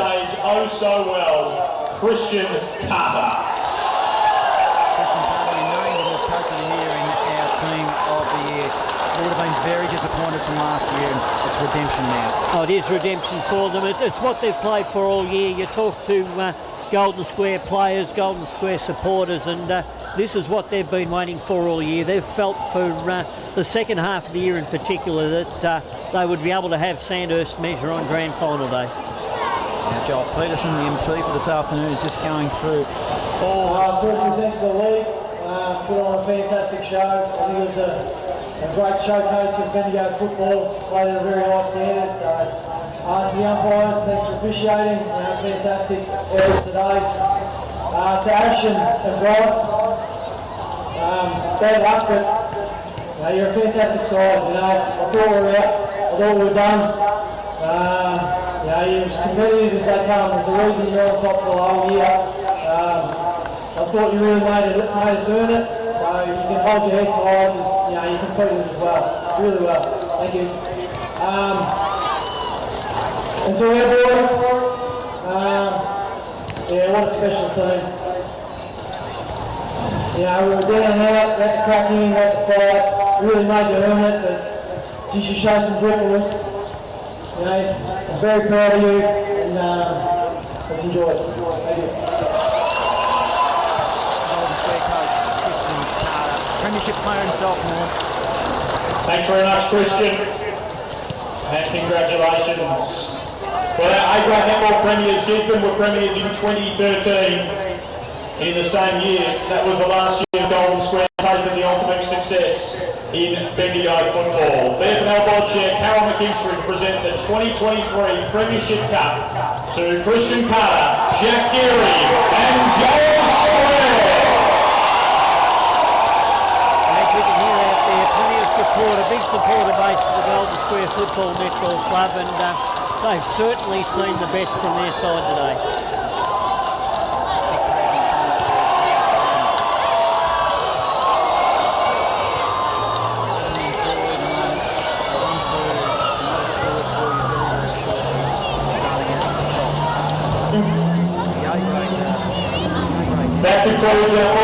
presentations, ladies and gentlemen. Thank you very much for your company today.